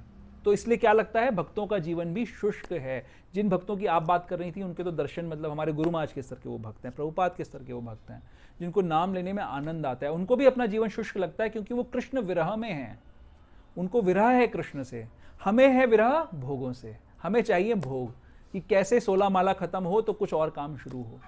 ये प्रॉब्लम है हमारी। ओके, तो हमें हायर टेस्ट, इसमें जो बात है अभ्यास योग युक्तेन, अगर हम चाहते हैं कि हमारे जीवन में हमें सक्सेस प्राप्त हो जाए, 24 घंटे हम भगवान का चिंतन करें ताकि हम अंत समय पे भगवान का चिंतन कर पाए। उसके लिए हमें, ये पूरी साइकिल बता रहा हूं, इसको ध्यान से सुनिए। 24 घंटे भगवान का भजन करना है, ध्यान करना है, ताकि अंत समय में भगवान का ध्यान आ सके। उसके लिए हमें अपने पुरुष वाली भावना, भोक्ता की भावना खत्म करनी पड़ेगी। उसके लिए योग करना पड़ेगा। उसके लिए योग कौन सा करना पड़ेगा? हरिनाम लेना पड़ेगा। हरिनाम कैसा लेना पड़ेगा? सुनना है, बोलना है, सुनना है, बोलना है। तो फिर हमें ये हायर टेस्ट डेवलप होगा, तो हम 24 घंटे ध्यान कर पाएंगे। 24 घंटे। तो कोई पूछ सकता है जी चलो ठीक है, अभी की स्थिति में क्या करा जाए, अभी तो हमारा इतना मन नहीं आता। तो इसीलिए हम लोग साधक कहे जाते हैं, हम साधना भक्ति कर रहे हैं। एक होती है कैसी भक्ति? एक होती है स्पॉन्टेनियस भक्ति। क्या कहते हैं स्पॉन्टेनियस? रागानुगा भक्ति। रागानुगा भक्ति जिसमें कि हम स्वतः स्फूर्ति है हमारे अंदर भक्ति करने की। उस स्टेज में, वो उस व्यक्ति की स्टेज होती है जो बहुत ध्यान से जप कर रहा है, बहुत ध्यान से सेवा कर रहा है। हमारी स्थिति क्या है? साधक की स्थिति है, हम साधना भक्ति कर रहे हैं। तो साधना भक्ति के कुछ नियम हैं। क्या नियम है? कि भाई आपको सबसे पहले आपको वो सारी चीजें करनी है जो आपकी भक्ति में सहायक हो जाएं। यानी क्या करना है? अनुकूलेन संकल्पः प्रतिकूलस्य वर्जनम। क्या क्या अनुकूल है हमारी भक्ति के लिए? सुबह सुबह सबसे पहले मंगल आरती में उठना बहुत आवश्यक है कि हम रेगुलरली सुबह 4 बजे से पहले उठें, किसी भी हाल में उठें। अगर हम सुबह 4 बजे उठेंगे, हरे कृष्णा प्रभु, हरे कृष्णा, अगर हम सुबह 4 बजे उठेंगे तो हमारे को अपना दिन बड़ा लगेगा और हमारे लिए बहुत आसान हो जाएगा अपनी इन 16 माला को ध्यानपूर्वक करना। प्रभुपाद जी ने और आचार्यों ने बहुत इंटेलिजेंटली इस सिस्टम को बनाया है। भगवद गीता का श्लोक है ना कि जिस समय सारा संसार सोता है उस समय योगी जागता है, जिस समय योगी सोता है उस समय संसार जागता है। तो अगर हम 4 बजे उठते हैं तो फिर हम उस समय, सारी दुनिया जब सो रही है, जो जो भोग के आकांक्षा वाले लोग हैं वो सब सो रहे हैं, उस समय वो कोई हमें डिस्टर्ब नहीं करेंगे। अगर हम सुबह 4 बजे उठ जाएंगे तो हम बेस्ट पॉसिबल टाइम में, जो सतोगुणी समय है, उस समय गुण भी, जो प्रकृति के बंधन है, जो भगवान ने 3 रस्सियां हमें बांधने के लिए दे रखी हैं, उनमें से वो रस्सी हमें बांध रही है जो कि हमारे भजन में सहायक होगी। बंधे हुए तो तब भी हैं हम, बट वो सतोगुणी बंधन हमारे भजन में हमें सहायक होगा। यही काम अगर आप दोपहर के समय करेंगे, यही काम अब अगर आप रात के समय करेंगे, तो जो बांधने वाली रस्सी है वो तमोगुण की रस्सी है, रजोगुण की रस्सी है, वो आपको भजन से दूर ले जाएगी। सतोगुण की रस्सी में आप भजन फिर भी कर पाओगे। 4 बजे उठकर भगवान का ध्यान करना, जप करना, मंगल आरती करना, ये सबसे पहले जो इंपॉर्टेंट स्टेप है, इसको आप करोगे तो आपको टेस्ट आएगा। कितने सारे भक्त हैं, आप वृंदावन में जाइए, वहाँ पर कितने भक्त हैं जो मंगल आरती के लिए लालायित रहते हैं। उनको मंगल आरती का स्वाद है, वो अगर मंगल आरती ना जाए तो छटपटाने लग जाएंगे। उनको उस समय भगवान के सुंदर दर्शन, भगवान का सुंदर कीर्तन मन को उनके प्रलोभित करता है, आनंद देता है उनको। तो हमें ये टेस्ट डेवलप करना पड़ेगा। अगर हम अच्छे स्वर में भगवान की सुबह सुबह मंगल आरती गाएंगे तो हमारे अंदर भी उस चीज़ की ललक आ जाएगी। तो सुबह सुबह हमें इस क्रिया को सपोर्ट करने के लिए सुबह उठना पड़ेगा। जितनी आरतियाँ बताई गई हैं ये सारी करनी पड़ेंगी। और मैं आपको बता रहा हूँ, मैं कर सकता हूँ तो आप सब भी कर सकते हैं। मैं भी दिन में 12 घंटे काम करता हूँ, ऑफिस में काम करता हूँ, बट फिर भी मैं ये 5 घंटे का भजन कर सकता हूँ। अगर मैं कर सकता हूँ तो आप सब कर सकते हैं। किसी के पास कोई ऐसा कारण नहीं है कि आप नहीं कर सकते। तो आप सब लोगों को अपनी लाइफ को ऑर्गेनाइज करना पड़ेगा ताकि आप ये कर पाएँ, अन्यथा हम फेलियर बन जाएंगे। हम 24 घंटे भगवान का स्मरण नहीं कर पाएंगे। जब आप सुबह मंगल आरती करते हैं, सुबह उठ जाते हैं, मंगल आरती करते हैं, 16 माला का जप करते हैं, तो पूरे दिन की जो भौतिक क्रियाएं हैं वो भी कृष्ण भावना भावित हो जाती हैं। हम आपको कई बार कह चुके हैं कि आप जो दिन में अपना दैनिक कर्म करते हैं, कोई व्यक्ति ऑफिस जाता है, जॉब करता है, कोई घर के काम करता है, उन कामों में भी ऐसा सोचो कि हम भगवान के लिए कर रहे हैं। तो ये क्या ऐसी आसानी से हो जाएगा क्या? सिर्फ बोल देने से ऐसा हो जाएगा क्या? ऐसा बोल देने से नहीं होगा। अगर आपने अपनी प्लेटफॉर्म सुबह से ऐसी बनाई है, सुबह दिन भर में आपने सुबह से ऐसा कीर्तन किया है, सुबह से आपने नाम लिया है ढंग से भगवान का, तब आपके मन में भगवान का चिंतन रहेगा, दिन भर आपको वो सस्टेन करेगा। आप इसको कहते हैं साधना भक्ति। उस साधना के बल पर आप, एक तो होगा स्पॉन्टेनियसली 24 घंटे भगवान का नाम आपके ध्यान में आ रहा है, और एक हो गया साधना के स्तर पर 24 घंटे भगवान का ध्यान आपके मन में आ रहा है। तो वो हो सकता है अगर आप सुबह से अपनी क्रिया को सही करेंगे, सही तरीके से सुव्यवस्थित करेंगे। तभी वो हो पाएगा। तो ये सारी की सारी जो हमारी भक्ति की क्रियाएं हैं, ये हमें हेल्प करेंगी 24 घंटे भगवान का स्मरण करने में। टेस्ट हमें अपने आप करना है, हमें किसी के सामने कोई सर्टिफिकेट नहीं देना। भगवान किसी को भी ये टॉप मोस्ट योगी का सर्टिफिकेट नहीं देते हैं, जो 6ठे अध्याय में उन्होंने लास्ट में बताया।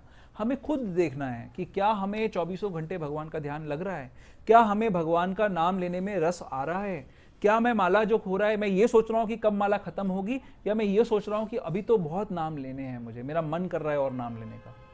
ये स्टेज पे इस तरीके से हम अपना आत्मावलोकन कर सकते हैं, और हमें करना चाहिए क्योंकि लक्ष्य बहुत ऊंचा है। अगर अभी 24 घंटे हम नहीं कर पा रहे भगवान का नाम ध्यान, भगवान का ध्यान नहीं कर पा रहे, तो अंत समय में बहुत डिफिकल्ट होगा। अंत समय में हमारा शरीर हमारा साथ नहीं देगा, मन हमारा साथ नहीं देगा। तो अभी से उसका प्रयास करना है, और किसी को नहीं पता कि कब किसका अंत समय आ जाएगा। भले वो 5 साल का बालक हो, भले वो 10 साल का बालक हो, भले वो 40 साल का वयस्क हो, भले वो 60 साल का वृद्ध हो, भले वो 100 साल का वृद्ध हो, किसी को नहीं पता कि अगले 100 साल है मेरे पास या अगले 100 सेकंड भी नहीं है मेरे पास। तो हमें हर समय तैयार रहना होगा, इसको करने के लिए हमें तैयार रहना होगा। ठीक है, इसमें बहुत सारी और चीज़ें हैं जो मैं डिस्कस करना चाहता हूँ। अगले श्लोक में भगवान बहुत सुंदर ये उल्लेख देते हैं। अच्छा हाँ, इससे पहले एक और चीज़, परम पुरुष, एक जो मैं बात कह रहा था रह गई बीच में। परम पुरुष जो भगवान यहाँ पर यूज़ कर रहे हैं, तो हमें ये कन्फ्यूजन नहीं रखना अपने अंदर कि ये परम पुरुष कोई और है, क्योंकि इससे पहले वाले श्लोक में भगवान ने स्वयं अपना जिक्र किया, बोला कि मेरा चिंतन करो। और अब एक जैसे नहीं सेकंड पर्सन के रूप में बात कर रहे हैं कि परम पुरुष का चिंतन करो। तो वो परम पुरुष कोई और नहीं है, भगवान ही है, वही परम भोक्ता है। तो कई बार कोई निराकारवादी या मायावादी इस चीज़ को ऐसे इंटरप्रेट कर सकता है कि वो कोई और निराकार व्यक्ति है जिसके बारे में हमें चिंतन करना है। तो प्रभुपाद स्टार्टिंग में कह रहे हैं कि निराकार का आप ध्यान कर ही नहीं सकते। आई थिंक इसके अगले श्लोक में कह रहे हैं, हाँ, कोई निराकार या शून्य का चिंतन कैसे कर सकता है, यह अत्यंत कठिन है, किंतु कृष्ण के चिंतन की विधि अत्यंत सुगम है और तथ्य रूप में यहाँ पे वर्णित है। तो भगवान यहाँ पर इस श्लोक के अंदर बड़ी सुंदर एक तरीके की स्तुति है, इसको याद कर सकते हैं एक्चुअली।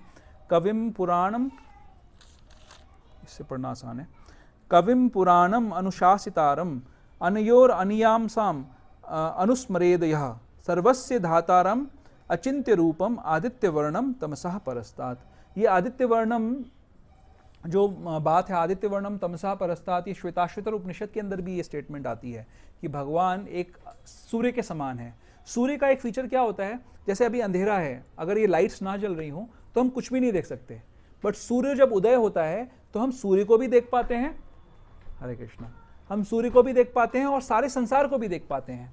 तो भगवान, जब हम भगवान का अवलोकन करते हैं, हम भगवान का दर्शन करते हैं, तो हम भगवान को भी देख पाते हैं और सारी चीज़ें जो भगवान से रिलेटेड हैं उनको भी हम देख पाते हैं, सब कुछ हम संसार में देख पाते हैं उस प्रकार से। तो इस प्रकार के भगवान हैं। तो आदित्य वर्णम तमसः परस्तात्। अब इसमें कई सारी अच्छी अच्छी चीज़ें जो भगवान के लिए बताई गई हैं। कविम, कविम का मतलब क्या है, जो सर्वज्ञ है, जो सब कुछ जानता है। भगवान के बारे में क्या कहा जाता है, हर समय वो हर चीज़ को जानते हैं।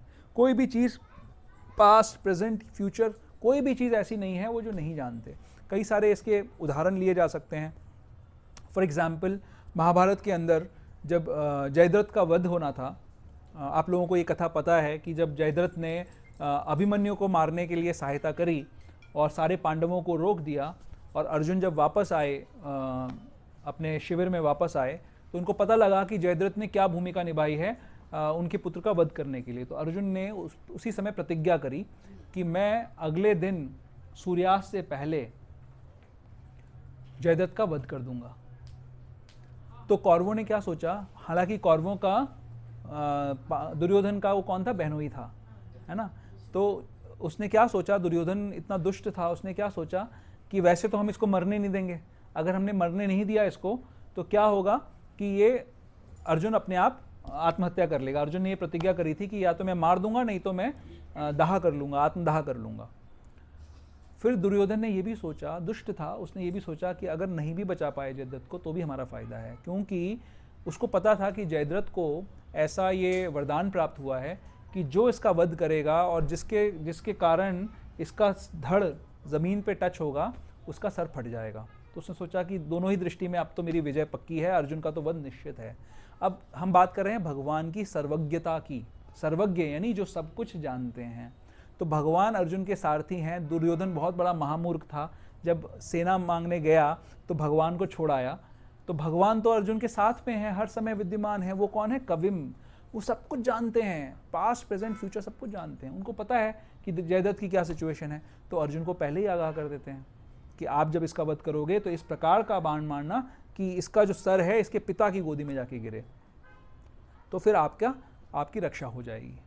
तो वो भगवान जो सब कुछ जानता है, पास्ट प्रेजेंट फ्यूचर जानता है, जयद्रथ के साथ में जो सिचुएशन हो रही है उसको जानता है, तो हमारे जो दैनिक जीवनों में जो प्रॉब्लम्स आती हैं, कष्ट आते हैं, क्या उनको नहीं जानता वो भगवान? हमारा पास्ट प्रेजेंट फ्यूचर क्या वो नहीं जानता भगवान? और प्रेमी है भगवान, पिता है हमारे, नहीं जानते क्या वो? कविम, वो सब कुछ जानते हैं, फिर भी हमारे जीवन में कष्ट आते हैं। तो कई बार भक्त जो हैं व्यथित हो जाते हैं, अपने जीवन के कष्टों से विचलित हो जाते हैं। विचलित नहीं होना चाहिए उनको। क्यों नहीं होना चाहिए? क्योंकि उनको पता होना चाहिए कि जो कोई कष्ट उन्हें मिल रहा है वो उनके ही प्यूरिफिकेशन के लिए है, और वो टोकन के रूप में उनको मिल रहा है, भगवान के द्वारा सैंक्शन किया गया है, भगवान की इच्छा से आ रहा है। क्योंकि ऐसा नहीं है भगवान को पता नहीं है। कई बार आदमी दुख में ऐसा बोलता है कि हे भगवान आप कुछ करते क्यों नहीं? क्या आपको पता नहीं है कि मेरे को इतना कष्ट हो रहा है, फिर भी आप कुछ नहीं करते मेरे लिए? आप हो कि नहीं हो? तो भगवान कविम हैं, भगवान सब कुछ जानते हैं। वो हमारे कष्टों को भी समझते हैं, उसको जानते हैं। फिर भी अगर हमारे जीवन में कष्ट आ रहा है तो क्या भक्त इंटेलिजेंटली सोचता है? भक्त ये समझता है कि भगवान के द्वारा सैंक्शनड है मेरे प्यूरिफिकेशन के लिए। जो हमने पिछली बार श्लोक डिस्कस किया था ना, क्या था? तत्ते अनुकंपाम समीक्षमाणो भुंजान एवात्म कृतम विपाकम हितवाग वपुर्भिर विदधन नमस्ते जीवेत यो मुक्ति पदे सदाय बाग। क्या मतलब है? थोड़ा याद हो गया। जीवेत यो मुक्ति पदे सदाय भाग, मतलब कि जो व्यक्ति इस प्रकार से अपना जीवन जीता है कि अगर उसके जीवन में जो कष्ट आ रहे हैं उनको समझता है कि मेरे कर्मों का फल है, और भगवान को प्रणाम करता है, नमस्कार करता है, और इस प्रकार से अपना हृदय से हृदवाग वपुर्भिर, अपनी वाणी से और अपने शरीर से भगवान का नमन करता है, ध्यान करता है, नमस्कार करता है, इस प्रकार से जीवित, जो इस प्रकार से जीवन जीता है वो भगवान की दया का पात्र बन जाता है और उस भगवान के धाम जाता है। निश्चित है वो भगवान के धाम जाएगा। तो भक्त को पता होना चाहिए कि भगवान कविम है, उनको सब कुछ पता है। अगर उनको सब कुछ पता है फिर भी मेरे जीवन में कोई कष्ट आ रहा है तो भगवान मेरा द्वेषी भी नहीं है, वो शैतान तो नहीं है, भगवान है। तो वो जानते हुए भी अगर मुझे कष्ट आ रहा है तो मेरे जीवन के कुछ पाप ऐसे हैं जो मेरे सामने आ रहे हैं जिनको वो कम करके मुझे फल दे रहा है। इसलिए मुझे भगवान का भजन करना है, जैसी मेरी परिस्थिति है। जितना समय मैं अपने शरीर में हूं उतना समय मुझे भगवान का भजन करना है और उस भगवान के श्री चरणों को सिद्ध करना है। ये हमेशा भक्त की चिंतन रहता है। फिर क्या है? पुराणम। पुराणम का मतलब क्या होता है कि वो सबसे ज़्यादा पुराने हैं, सबसे ओल्ड हैं, सबके अधिष्ठाता हैं। आप देखिए कि भगवान कृष्ण के जब स्वयं आते हैं तो क्यों आते हैं? भगवान कृष्ण किसको तुष्ट करने के लिए आते हैं? देवकी और वसुदेव को उनके पूर्व जन्मों में जो उन्होंने वरदान प्रदान किया था उसको पूरा करने के लिए आते हैं, राइट? तो थोड़ी वो उसी समय वहाँ पर कृष्ण आ गए, हर समय वो उपस्थित हैं। चौथे अध्याय में भगवान बता रहे हैं कि जो ज्ञान अर्जुन मैं तुम्हें आज दे रहा हूँ 12 करोड़ साल पहले मैंने विवस्वान को दिया था। तो कोई भी हम में से नहीं है जो 12 करोड़ साल का है। तो सबसे ओल्ड हैं, उनसे ओल्ड कोई नहीं है, सबके अधिष्ठाता हैं। फिर क्या है? अनुशासितारम, नियंता है, परम नियंता है, उनके कंट्रोल से ही सारी चीजें होती हैं। आप देखिए भक्तों को एक प्रैक्टिकल अनुभव होता है। कई बार मुझे भी ऐसा अनुभव हुआ है कि मैं कहीं जाने के लिए देर हो रही है मुझे, और मुझे पता है कि वहाँ मेरे कैलकुलेशन के हिसाब से मैं समय पे नहीं पहुँच पाऊँगा, लेकिन फिर भी मैं समय पे पहुँच जाता हूँ। क्यों? क्या करते हैं भगवान? और मैं कोई महान व्यक्ति नहीं हूँ, मैं बोल रहा हूँ हर व्यक्ति के साथ ऐसा होता है। हर भक्त के साथ क्या होता है कि भगवान टाइम को एक्सपैंड कर देते हैं। है किस किस को ऐसा अनुभव है? होता है ऐसा? हाथ ऊपर बढ़ा। किस किस को ऐसा अनुभव हुआ है? जब हमें लगता है कि हमारे पास समय नहीं है, हम नहीं हो पाएगा हमसे काम ये, फिर भी हमारा काम हो जाता है।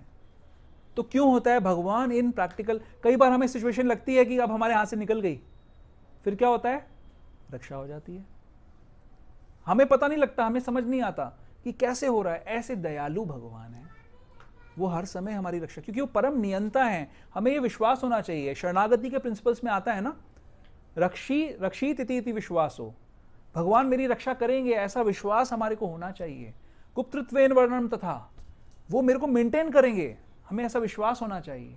तो वो हमें करेंगे, ये विश्वास हमें होना चाहिए। और यहां पर भगवान डिक्लेयर कर रहे हैं कि वो कौन है, वो नियंता है हर चीज को। सूर्य उनकी इच्छा से ही निकलता है, उनकी इच्छा से ही अस्त होता है, सारा संसार उनकी इच्छा से ही चलता है। तो उनकी इच्छा से चलने वाला संसार में सब कुछ संभव है। तो उनकी रक्षा की डेफिनेशन अलग हो सकती है। हम सोचें कि हमारे को अगर 2 करोड़ रुपए मिलेंगे तो मेरी रक्षा हो रही है, तो मैं खुश हो सकता हूं। हो सकता है भगवान जो 1 करोड़ है वो भी ले लें, है ना। वो उनकी डेफिनेशन ये है कि भैया इसके पास अगर 1 करोड़ रहेगा तो इसका नुकसान होने वाला है, तो इससे वो ले लो। कहाँ नुकसान होगा कि वो 24 घंटे मेरा भजन कर रहा है कि नहीं कर रहा, इस स्टेज पे भगवान लाना चाहते हैं उसको। हर जीव को वो सक्सेस देना चाहते हैं। सक्सेस क्या है कि 24 घंटे मेरा स्मरण हो। आया क्यों था संसार में? इसलिए आया था कि मेरे ध्यान से भागना चाहता था। अब देना क्या चाहते हैं भगवान कि कैसी सिचुएशन बने जहां पर वो मेरा निरंतर चिंतन करे। क्लियर है ये बात? वो चिंतन करवाना चाहते हैं। फिर क्या है? अणोण अणियांसम, है ना, जो छोटे से भी छोटे भगवान है, हर जगह विद्यमान है। कहां पर नहीं है, कहां नहीं देख सकते हमको, है ना। जो बाल के अग्रभाग का, इस बाल के अग्रभाग का 10,000वां हिस्सा हमारी जीवात्मा है। उस जीवात्मा के हृदय में भी भगवान रहते हैं। तो कितने छोटे हैं? कोई बच सकता है उनसे? कोई छुपा सकता है उनसे कुछ? कोई सोचे छुपने के लिए जैसे हम जगह ढूंढते हैं ना, तो कोई जगह ऐसी है जहां पे हम भगवान से छुप सकते हैं? भगवान हर जगह हमें देख रहे हैं, हर जगह हमारा अवलोकन कर रहे हैं। हम उनको धोखा नहीं दे सकते। तो इसका मतलब ये भी है कि जिस समय हमने सही तरीके से, ईमानदारी से इच्छा जताई उन तक जाने की, तो वो उन तक पहुंच जाएगी बात, क्योंकि वो हर जगह विद्यमान है। तो हमें ये नहीं सोचना कि हम अकेले हो गए। हर स्थिति में भगवान हमारे साथ हैं, क्योंकि इतने छोटे हैं, उनसे हम बच नहीं सकते। अगर हम चाहें तो भी नहीं बच सकते। चाहना नहीं चाहिए ऐसा, बट हम बच नहीं सकते उनसे। ठीक है। फिर क्या है? अनुस्मरेत, सदैव सोचता है। इस पे तुमने पूरा डिस्कशन करा ही है। सर्वस्य धातारम, हर किसी का मेंटेनर भगवान है ना, हर किसी को मेंटेन करने वाला भगवान है। वही सब कुछ हमें प्रोवाइड करता है। जब वो भगवान की इच्छा होती है तो ये अन्न जल हमें मिल जाता है, ये हवा हमें मिल जाती है ना, बारिश आ जाती है। अगर भगवान की इच्छा ना हो तो ये कुछ भी हमें नहीं मिल सकता। तो भगवान एक छोटी सी चींटी का भी भरण पोषण करते हैं। जो एक बिल में करोड़ों करोड़ों चींटियां रहती हैं, उनको भी कोई दाना डालने नहीं जाता, उनका भी भरण पोषण करता है भगवान। और उस हाथी का भी भरण पोषण करता है जिसको दिन में 1.25 टन खाना चाहिए, उसके लिए भी करता है। वो कोई डॉक्टरी नहीं करता, कोई इंजीनियरिंग नहीं करता, कोई हाथी किसी तरीके की चार्टर्ड अकाउंटेंसी नहीं करता, लेकिन उसका भी भरण पोषण भगवान करते हैं। वो सबके भरण करने वाले धाताराम हैं। अचिंत्य रूपम, अचिंत्य रूपम, भगवान अचिंत्य हैं, उनकी अचिंत्य शक्तियां हैं, अचिंत्य रूप है। वो भगवान जिसके लिए हम बोल रहे हैं कि वो धाताराम हैं, सबके नियंता हैं, सारे प्लैनेट्स को कंट्रोल करने वाले हैं और सबका अनुशासन करने वाले हैं, वही भगवान जब यशोदा मैया के सामने पकड़े जाते हैं, अब अभी हम गाएंगे, दामोदराष्टकम गाएंगे, जब वही भगवान ऐसा कुछ काम करते हैं जो उनकी माँ को पसंद नहीं आता, तो वही भागते हैं, माता लाठी लेके पीछे भागती है, छड़ी लेके, और वो आगे भाग रहे होते हैं। अचिंत्य रूपम, उनकी आंखों से अश्रु बह रहे होते हैं। ऐसा लग रहा होता है कि जैसे अब इनका कोई रक्षक बचा ही नहीं है। जो सारे संसार की रक्षा करने वाले भगवान हैं, वो ऐसे भाग रहे हैं, उनकी वो जो लंगोट है वो भी खुल गई, वो भागे जा रहे हैं। वो समझ नहीं आ रहा किसको कहाँ क्या संभालूं, लंगोट संभालूं कि भागूं, माँ मारेगी मेरे को अभी पकड़ के। ऐसे भगवान अचिंत्य रूपम। तो इन सभी बातों पे बहुत चर्चा हो सकती है। भगवान के एक एक गुण बहुत हैं, लेकिन क्योंकि 8 बज गए हैं, मैं यहीं पे वाणी को विराम दूंगा। अगर कोई प्रश्न है किसी का इस टॉपिक पे। यस प्रभु। जैसे अभी आपने बोला कि हमें मंगला आरती में उठना चाहिए, तो जनरली हम ट्राई करते हैं, 10 दिन 15 दिन होता है, मान लो महीना दिन भी हो गया, लेकिन बीच में फिर कुछ ऐसा घटनाक्रम हो जाता है कि मान लो रात में नहीं सो पाए, बहुत लेट हो गया, उसके बाद वो उसको दोबारा से बाउंस बैक हो नहीं पाता है, या होता भी तो बहुत टाइम लग जाता है उसमें। ऐसा क्यों होता है? हाँ, ऐसा इसलिए होता है प्रभु कि हमारा भौतिक लाइफस्टाइल इस तरीके का है, तो हमें ग्रेजुअली उस लाइफस्टाइल की तरफ मूव करना चाहिए जहाँ पर ऐसा ना हो, इस तरीके की चीज़ें ना हो। क्योंकि लक्ष्य बहुत बड़ा है। हम ब्रह्मा तक बन चुके हैं और नीचे मल में पड़े हुए कीड़े भी बन चुके हैं। तो इस संसार का कोई भी गोल इतना बड़ा नहीं हो सकता जो हमारे इस गोल में व्याधा डाले। हमें लॉन्ग टर्म प्लानिंग ऐसी करनी चाहिए। शॉर्ट टर्म में चलो कुछ हो रहा है, अभी व्यवस्थाएं बनानी पड़ रही हैं, लॉन्ग टर्म में प्लानिंग ऐसी बनानी चाहिए कि हम स्टेबल रूप से भगवान का भजन कर सकें। हमें अपनी लाइफ के एडजस्टमेंट्स करने चाहिए। मैं आपको ये बात बोल के धोखा नहीं दूंगा कि चलो कोई बात नहीं, सब ठीक है। ठीक नहीं है। अगर हमारा डिस्टर्बेंस हो रहा है तो क्या हमें पता है कि हमारा जीवन कितना है? अचानक से कुछ ऐसा हो जाएगा कि आपको डाउट हो जाएगा कि पता नहीं क्या होगा आगे। ऐसा होता है ना मनीष प्रभु? ऐसा लगता है सब कुछ एकदम से डिस्टर्ब हो गया। तो हमें हर समय तैयार रहना है। तैयार रहने के कारण, तैयार रहने के लिए हमें ऐसी व्यवस्था बनानी है। इसीलिए भारत की संस्कृति थी अपना साधारण जीवन, सादा जीवन, उच्च विचार। हर कोई साधारणता से जीता था। जितना जीवन यापन के लिए जरूरी है उतना कमाता था, अपना भजन करता था।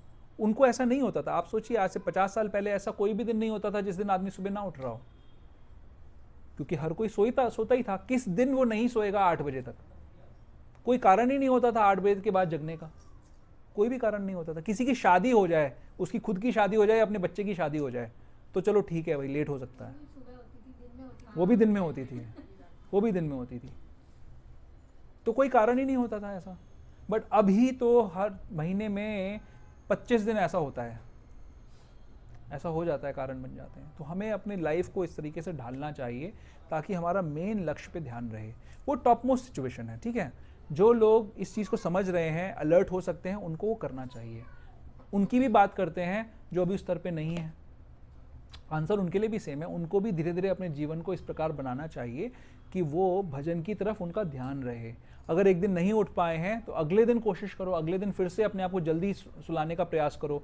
कुछ छुट्टी ले लो, कोई काम कट कर दो जो ज़रूरी काम है। मान लो एक खाना खाने में हमें रोज़ प्रसाद पाने में भी तो 1 घंटा 1.5 घंटा लगता है ना। एक मील मिस कर दो, आधा घंटा जल्दी सो जाओ। अगर हम चाहेंगे, मैं जो बात बोल रहा हूँ ना, मैं जानता हूँ भक्तों को जो ऐसा करते हैं। जैसे फॉर एग्जाम्पल नर्तक गौरांग प्रभु जो नंदग्राम जिन्होंने पूरा एस्टैब्लिश करा हुआ है, उनके बड़े भाई, मैंने को किसी ने बताया था, उनके बड़े भाई किसी फॉरेन कंट्री में रहते हैं। वो दोनों भी भक्त हैं, भाई और भाभी। और जब उनका छोटा बच्चा हुआ, उनके बड़े भाई का छोटा बच्चा हुआ, तो बच्चे के साथ, छोटे बच्चे के साथ बहुत एंगेजमेंट होती है, राइट। अधिकांश स्त्रियां नहीं कर पाती भजन ठीक प्रकार से उस समय में। बट वो इतनी डेडिकेटेड स्त्री हैं, भक्त हैं, कि वो रात को 2 से 4 में भजन करती थी, अपना माला करती थी, कंप्लीट करते थे। उनका इतना डिटर्मिनेशन था। क्योंकि उनका डिटर्मिनेशन क्यों है ये डिटर्मिनेशन? उनकी इंटेलिजेंस है ना। हम लोग सोच रहे हैं हमने क्या कर रखा है, जैसे खरगोश होता है ना, वो जब कोई सामने मृत्यु आती है या सामने कोई भेड़िया आ जाता है तो वो अपना आंखें बंद कर लेता है। हम सब ने अपनी आंखें बंद कर रखी हैं। हम इस रिस्क को स्वीकार नहीं करना चाहते।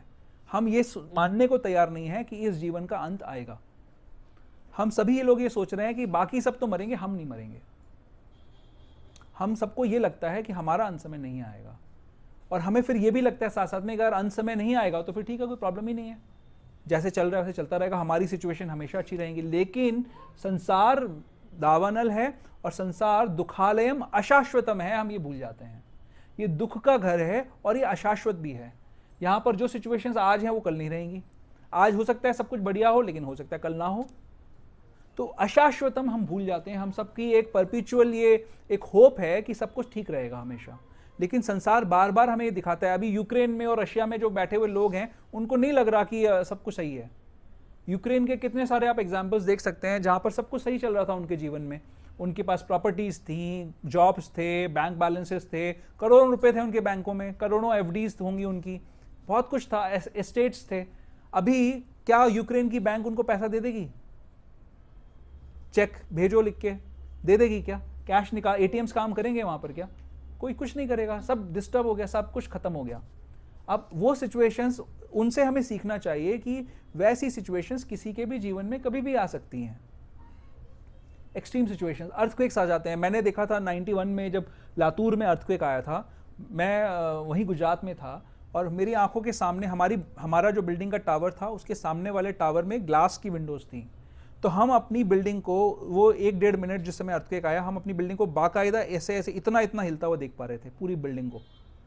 और हम सब लोग एक साथ में थे और हमें ध्यान है कि अपने ठाकुर जी के चरणों को पकड़े हुए थे और हमें लग रहा था कि बस अब खत्म सब कुछ खेल यहाँ पर। पता नहीं था उसके बाद कि 1 मिनट के बाद हम लोग सब बचेंगे कि नहीं बचेंगे। और वहाँ ऐसा हुआ। मेरे एक रिलेटिव हैं जो उस समय लातूर में थे और एक्चुअली उनके टांगों के बीच में से धरती 2 जगह पे फट गई। ऐसा उन्होंने खुद एक्सपीरियंस किया, क्लोज रिलेटिव। जो हम देखते हैं ना ये ऐसा कैसे एक्चुअली धरती 2 हिस्सों में विभाजित हो गई। उनको समझ नहीं आ रहा कि वो गड्ढे में गिर जाएंगे या बच जाएंगे। तो ऐसी कैलेमिटीज हम लोग भूल जाते हैं बहुत जल्दी। हमने देखा है कि कैसे बाढ़ जब आती है तो आपके पास कुछ नहीं होता। जो गैस अभी पाइपलाइन से गैस आ रही है, अगर ये गैस का कनेक्शन बंद हो जाए तो आपके पास अन्न होगा तो भी आप खाना नहीं बना सकते, है कि नहीं? ये रियलिटी है। तो ये रियलिटीज ये डराने के लिए नहीं है, बट ये सिर्फ हमारे को सचेत करने के लिए भगवान ने सारी व्यवस्था कर रखी है, हमारे लिए कर रखी है। क्या कि इस टाइम का यूटिलाइजेशन करो। हम ऐसे ना बने जैसे एग्जाम के पहले एकदम स्टूडेंट को याद आता है कि भैया पूरे इस साल नहीं पढ़ा, अब अगले साल जरूर पढ़ूंगा, इस साल भगवान बचा ले। हमारी स्थिति वैसी है। मृत्यु के समय हमें याद आएगा कि भैया अब तो निकल गया समय, अब कुछ करो।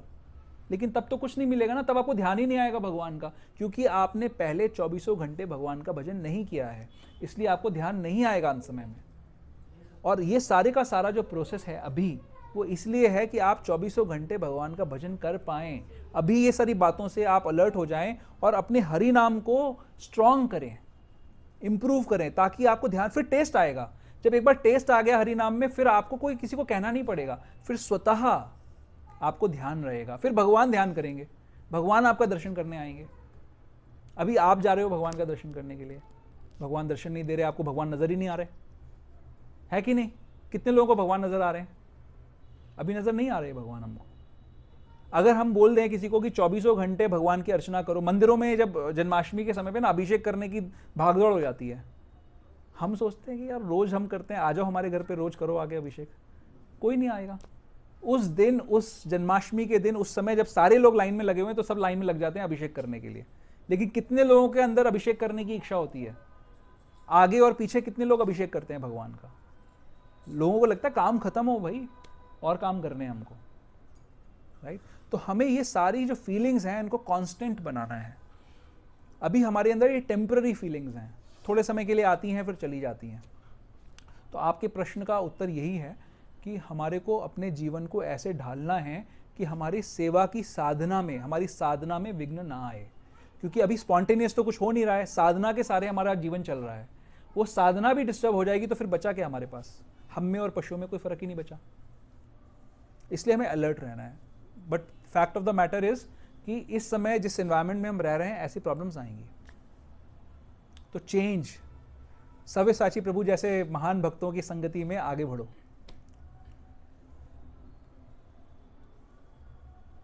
वो वैसे भक्तों जो दिशा दिखा रहे हैं उसको अपना सकते हैं। आपके जैसे भक्तों ने अपनाया है और अपना जीवन परफेक्ट किया है। और कोई प्रश्न? यस माता जी। वो जो आपने बताया ना अर्थक्वेक आया था, तो वो कहाँ बचे हैं? हाँ, भगवान की कृपा से बचे हैं। वो बच गए, लेकिन उनको याद आ गया और अब वो भजन भी करने लग गए थोड़ा थोड़ा। हाँ, बच गए, अब भजन कर रहे हैं। जैसे भगवान ना ऐसा कई बार झटका दे देते हैं लोगों को, तो उनको समझ में आता है अच्छा अब मुझे भजन करना चाहिए। है ना, कई लोगों को भजन ऐसा झटका मिलता है ना कि अब भजन करना चाहिए। ओके, और कोई प्रश्न? जो 6 भगवान ने जो बातें बताई थी, ब्रह्म, अध्यात्म, कर्म, आदिभूत, आदिदेव, आदिदेव। ब्रह्म आपने 3 लिख लिए। सबसे पहले ब्रह्म, फिर अध्यात्म, फिर कर्म, फिर आदिदैवम, आदिभूतम, फिर आदिदेव और आदि यज्ञ। और किसी का कोई क्वेश्चन? क्वेश्चन नहीं, मतलब पूछना है वैसे ही है। जैसे अभी हमारे रिसेंटली कोई नोट मिला था मैथ, और पहले वो जो प्रभु जी थे वो बहुत बेकार टाइप के, मतलब ड्रिंक करना, जो खुद एडमिट थे। नहीं उनकी वाइफ एडमिट थी, बट वो अभी लास्ट 3-4 ईयर से बहुत अच्छे से भक्ति में, मतलब जिसको कहते हैं ना मंगला करना और सब चीज़ें, वो लोग जैनी को फॉलो कर रहे थे विपासना, बहुत अच्छे से भक्ति, उन्होंने सब कुछ छोड़ दिया। और जैसे उन्होंने सब कुछ छोड़ा ना, उनकी लाइफ बिल्कुल कुछ चेंज हो गया। अभी उनकी वाइफ चली गई है बहुत यंग एज में, मतलब वही 4 साल बाद अभी गई है वो 10 दिन पहले। तो फिर सब लोग यही कह रहे थे कि जब तू खाता पीता था, जब सही था, तेरे को कितना समझाया था तू भगवान को मत करे, इतना भी मत करे कि 4 बजे उठ के, मतलब उनको कहीं जाना हो तो वही 2 बजे उठ के अपनी साधना करना, जो भी जैनी जैसे फॉलो करते रहते। उस केस में आप क्या एक्सप्लेनेशन दोगे? माता जी, क्या कहोगे कि भगवान ने उनका क्या अच्छा किया? माता जी जो टाइम है ना, हमें उसको टाइम को, हमें इसका, ये जो प्रश्न पूछने वाले हैं वो अज्ञानी हैं, क्योंकि वो अपने जीवन को इस जीवन का ही मान रहे हैं। वो टाइम को नहीं समझते, वो काल को नहीं समझ रहे हैं। वो ये नहीं समझ रहे हैं कि जो अभी उनके जीवन में हो रहा है वो करोड़ों करोड़ों बार उनके जीवन में हो चुका है। करोड़ों करोड़ों जीवन ऐसे उन्होंने बिताए हैं जहाँ पर उनको बार बार उन्होंने मृत्यु का स्वाद चखा है, बार बार बीमारी बुढ़ापे का स्वाद चखा है, और इस जीवन में भी उस स्वाद को चख रहे हैं। लेकिन इस जीवन में अच्छा ये हुआ कि भगवान से कनेक्शन जुड़ गया। ये किस आधार पे कह रहे हैं वो लोग कि उनके जीवन में वो कष्ट नहीं आता? अगर वो भजन नहीं कर रहे होते तो इसकी क्या गारंटी है कि वो कष्ट नहीं आता जो उनके जीवन में आया? ये तो एक कोइंसिडेंस है कि जिस समय भजन शुरू किया उस समय वो कष्ट आया। ऐसा हो सकता है कि और ज़्यादा कष्ट आना होगा और शायद भजन करने से कष्ट कम हो गया, ऐसा भी तो हो सकता है। वो तो हम समझ सकते हैं ना प्रभु, वो तो हमें पता है कि भाई जाना ही था, या जो भी भगवान ने। बट जो सिंसियर है वो इस चीज़ को समझेगा। वो सिंसियर, अगर आपको उस भगवान पे विश्वास है तो क्या मतलब इसका ये समझा जाए, जो ये प्रश्न पूछने वाला है उससे ये पूछा जाए कि भाई आपने कोई ऐसी कंपनी देखी है जो एडवर्टाइजिंग कर रही हो अपनी कंपनी के प्रोडक्ट्स का, और जब कोई उसका प्रोडक्ट लेने आए तो उसको थप्पड़ मारे वो गाल पे? ऐसा होता है भौतिक दुनिया में? ऐसा होता है? नहीं होता ना।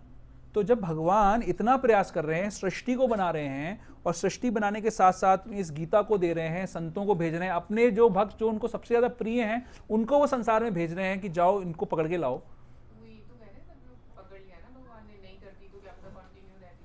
क्या कंटिन्यू रहती?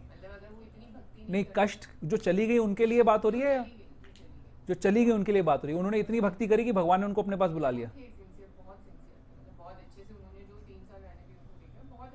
और अगर भक्ति नहीं करती तो कितना समय रहती संसार में? वो तो प्रभु पता नहीं है ना, बट एक गलत मैसेज तो हो गया ना कि ये गलत मैसेज नहीं हुआ माता जी, बिल्कुल भी गलत मैसेज नहीं हुआ, क्योंकि सब लोग उनकी फैमिली में तो यही सोच रहे हैं कि वो सब इनसिंसियर हैं। वो सब इनसिंसियर हैं। वो भक्ति करते या नहीं करते, जो इनसिंसियर होता है वो वही कारण ढूंढता है जिससे उसको भक्ति ना करनी पड़े। उसको कारण नहीं चाहिए, ऐसे लोगों को कारण नहीं चाहिए। वो बिना कारण के भी भक्ति नहीं करेंगे, और कारण मिल गया तो उनको लग रहा है कि अब ये कारण से मेरा जो भक्ति ना करने का निश्चय है वो दृढ़ हो गया। बट वो ढीठ है, वो भक्ति नहीं करना चाहते, वो भक्ति नहीं करेंगे किसी कीमत पर भी, क्योंकि वो भगवान से द्वेष कर रहे हैं। ये कारण के कई सारे ऐसे भी उदाहरण हैं जहाँ पर लोगों के जीवन में कोई ऐसा कष्ट आया तो उनकी आंखें खुल गई कि हाँ, ये संसार दुखालयम अशाश्वतम है, यहाँ पर टेम्पररी है। क्या उनके परिवार में इससे पहले किसी की डेथ नहीं हुई थी? क्या उनके परिवार में इससे पहले किसी को कोई बीमारी नहीं आई थी? ये प्रश्न उठना चाहिए, राइट? तो अगर उनके परिवार में कोई व्यक्ति की मृत्यु हुई थी या कोई व्यक्ति को बीमारी आई थी तो वो कैसे आ गई थी? तो अगर वो ये प्रश्न उनके दिमाग में उठा, मान लीजिए, तो उनको आंसर क्या मिलेगा कि इस संसार में बुढ़ापा है, बीमारी है, मृत्यु है, जन्म है, वो सबके साथ होना है, हर किसी के साथ होना है। भक्तों के साथ भी होता है, भक्तों के साथ में भी होता है। क्या आप किसी भी हॉस्पिटल का आप जाके एक टेबल देखिए, उसमें पता लग जाएगा कि रोज कितनी मृत्यु होती हैं और उसमें से कितने भक्त थे जिनकी मृत्यु हुई। उन लोगों की मृत्यु क्यों हो गई? फिर जो भक्ति नहीं कर रहे थे उनकी मृत्यु नहीं होनी चाहिए फिर उस लॉजिक के हिसाब से। तो ये सिर्फ इनसिंसियरिटी और ढिठाई है, इसको ढिठाई कहते हैं, क्योंकि वो लोग उसको मानना नहीं चाहते। उनके अंदर भगवान के प्रति इतना द्वेष है कि वो कारण ढूंढ रहे हैं कि भक्ति ना करनी पड़े। जैसे बच्चा जिसको पढ़ाई नहीं करनी, वो कारण ढूंढता है, खेलने के कारण ढूंढता है। उसके कारण बहुत सिली भी हो सकते हैं, बहुत बेवकूफ़ी के कारण होंगे, लेकिन वो कन्विक्शन होगा उसका उन कारणों के पीछे। तो ये सिर्फ वो कारण है। बट आप ये सोचो कि जो व्यक्ति ने एक बार भी भगवान का नाम ले लिया, उसको कितना बड़ा लाभ मिल गया।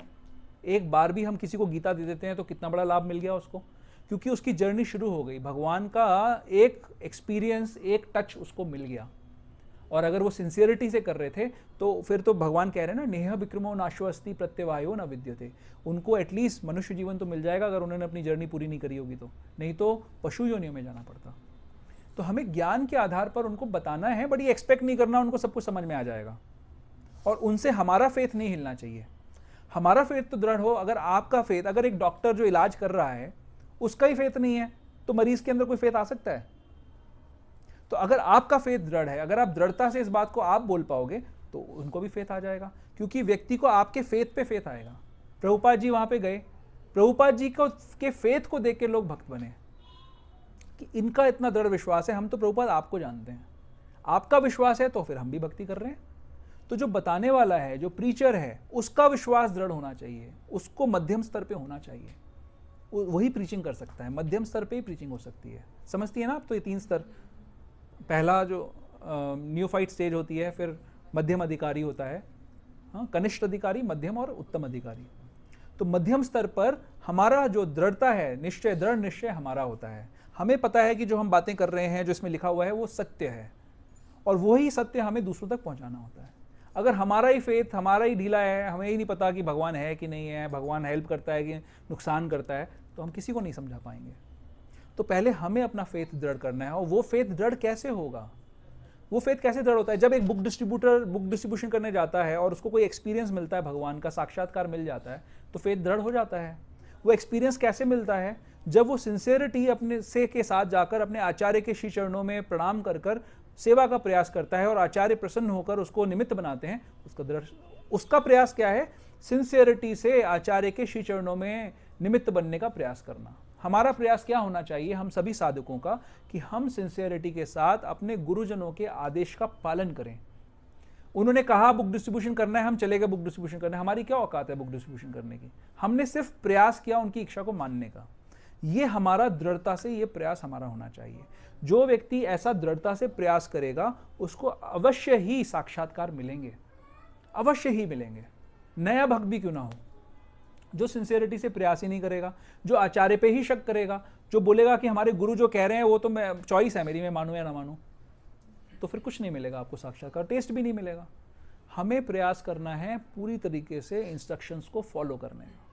जब हम फॉलो करेंगे, आचार्य अपनी मर्सी हमें प्रदान कर देंगे, हमारे को दे देंगे। प्रेमांजन चुरत भक्ति विलोचनेन, भक्ति विलोचनेन, आंखों में भक्ति आ जाएगी, आपको दिखने लग जाएंगे भगवान।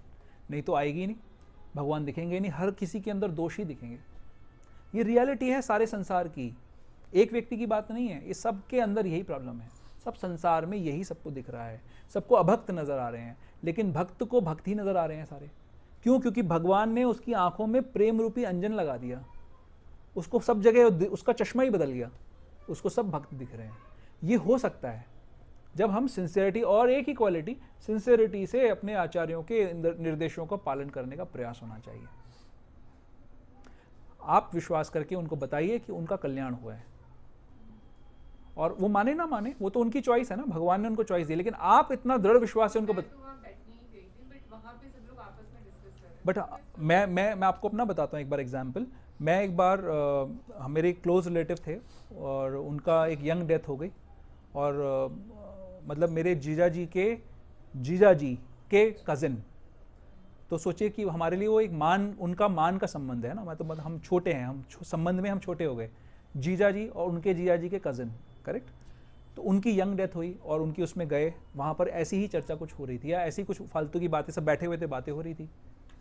तो मैंने तो गीता का बात बोली, उनको शर्म नहीं करी उस समय।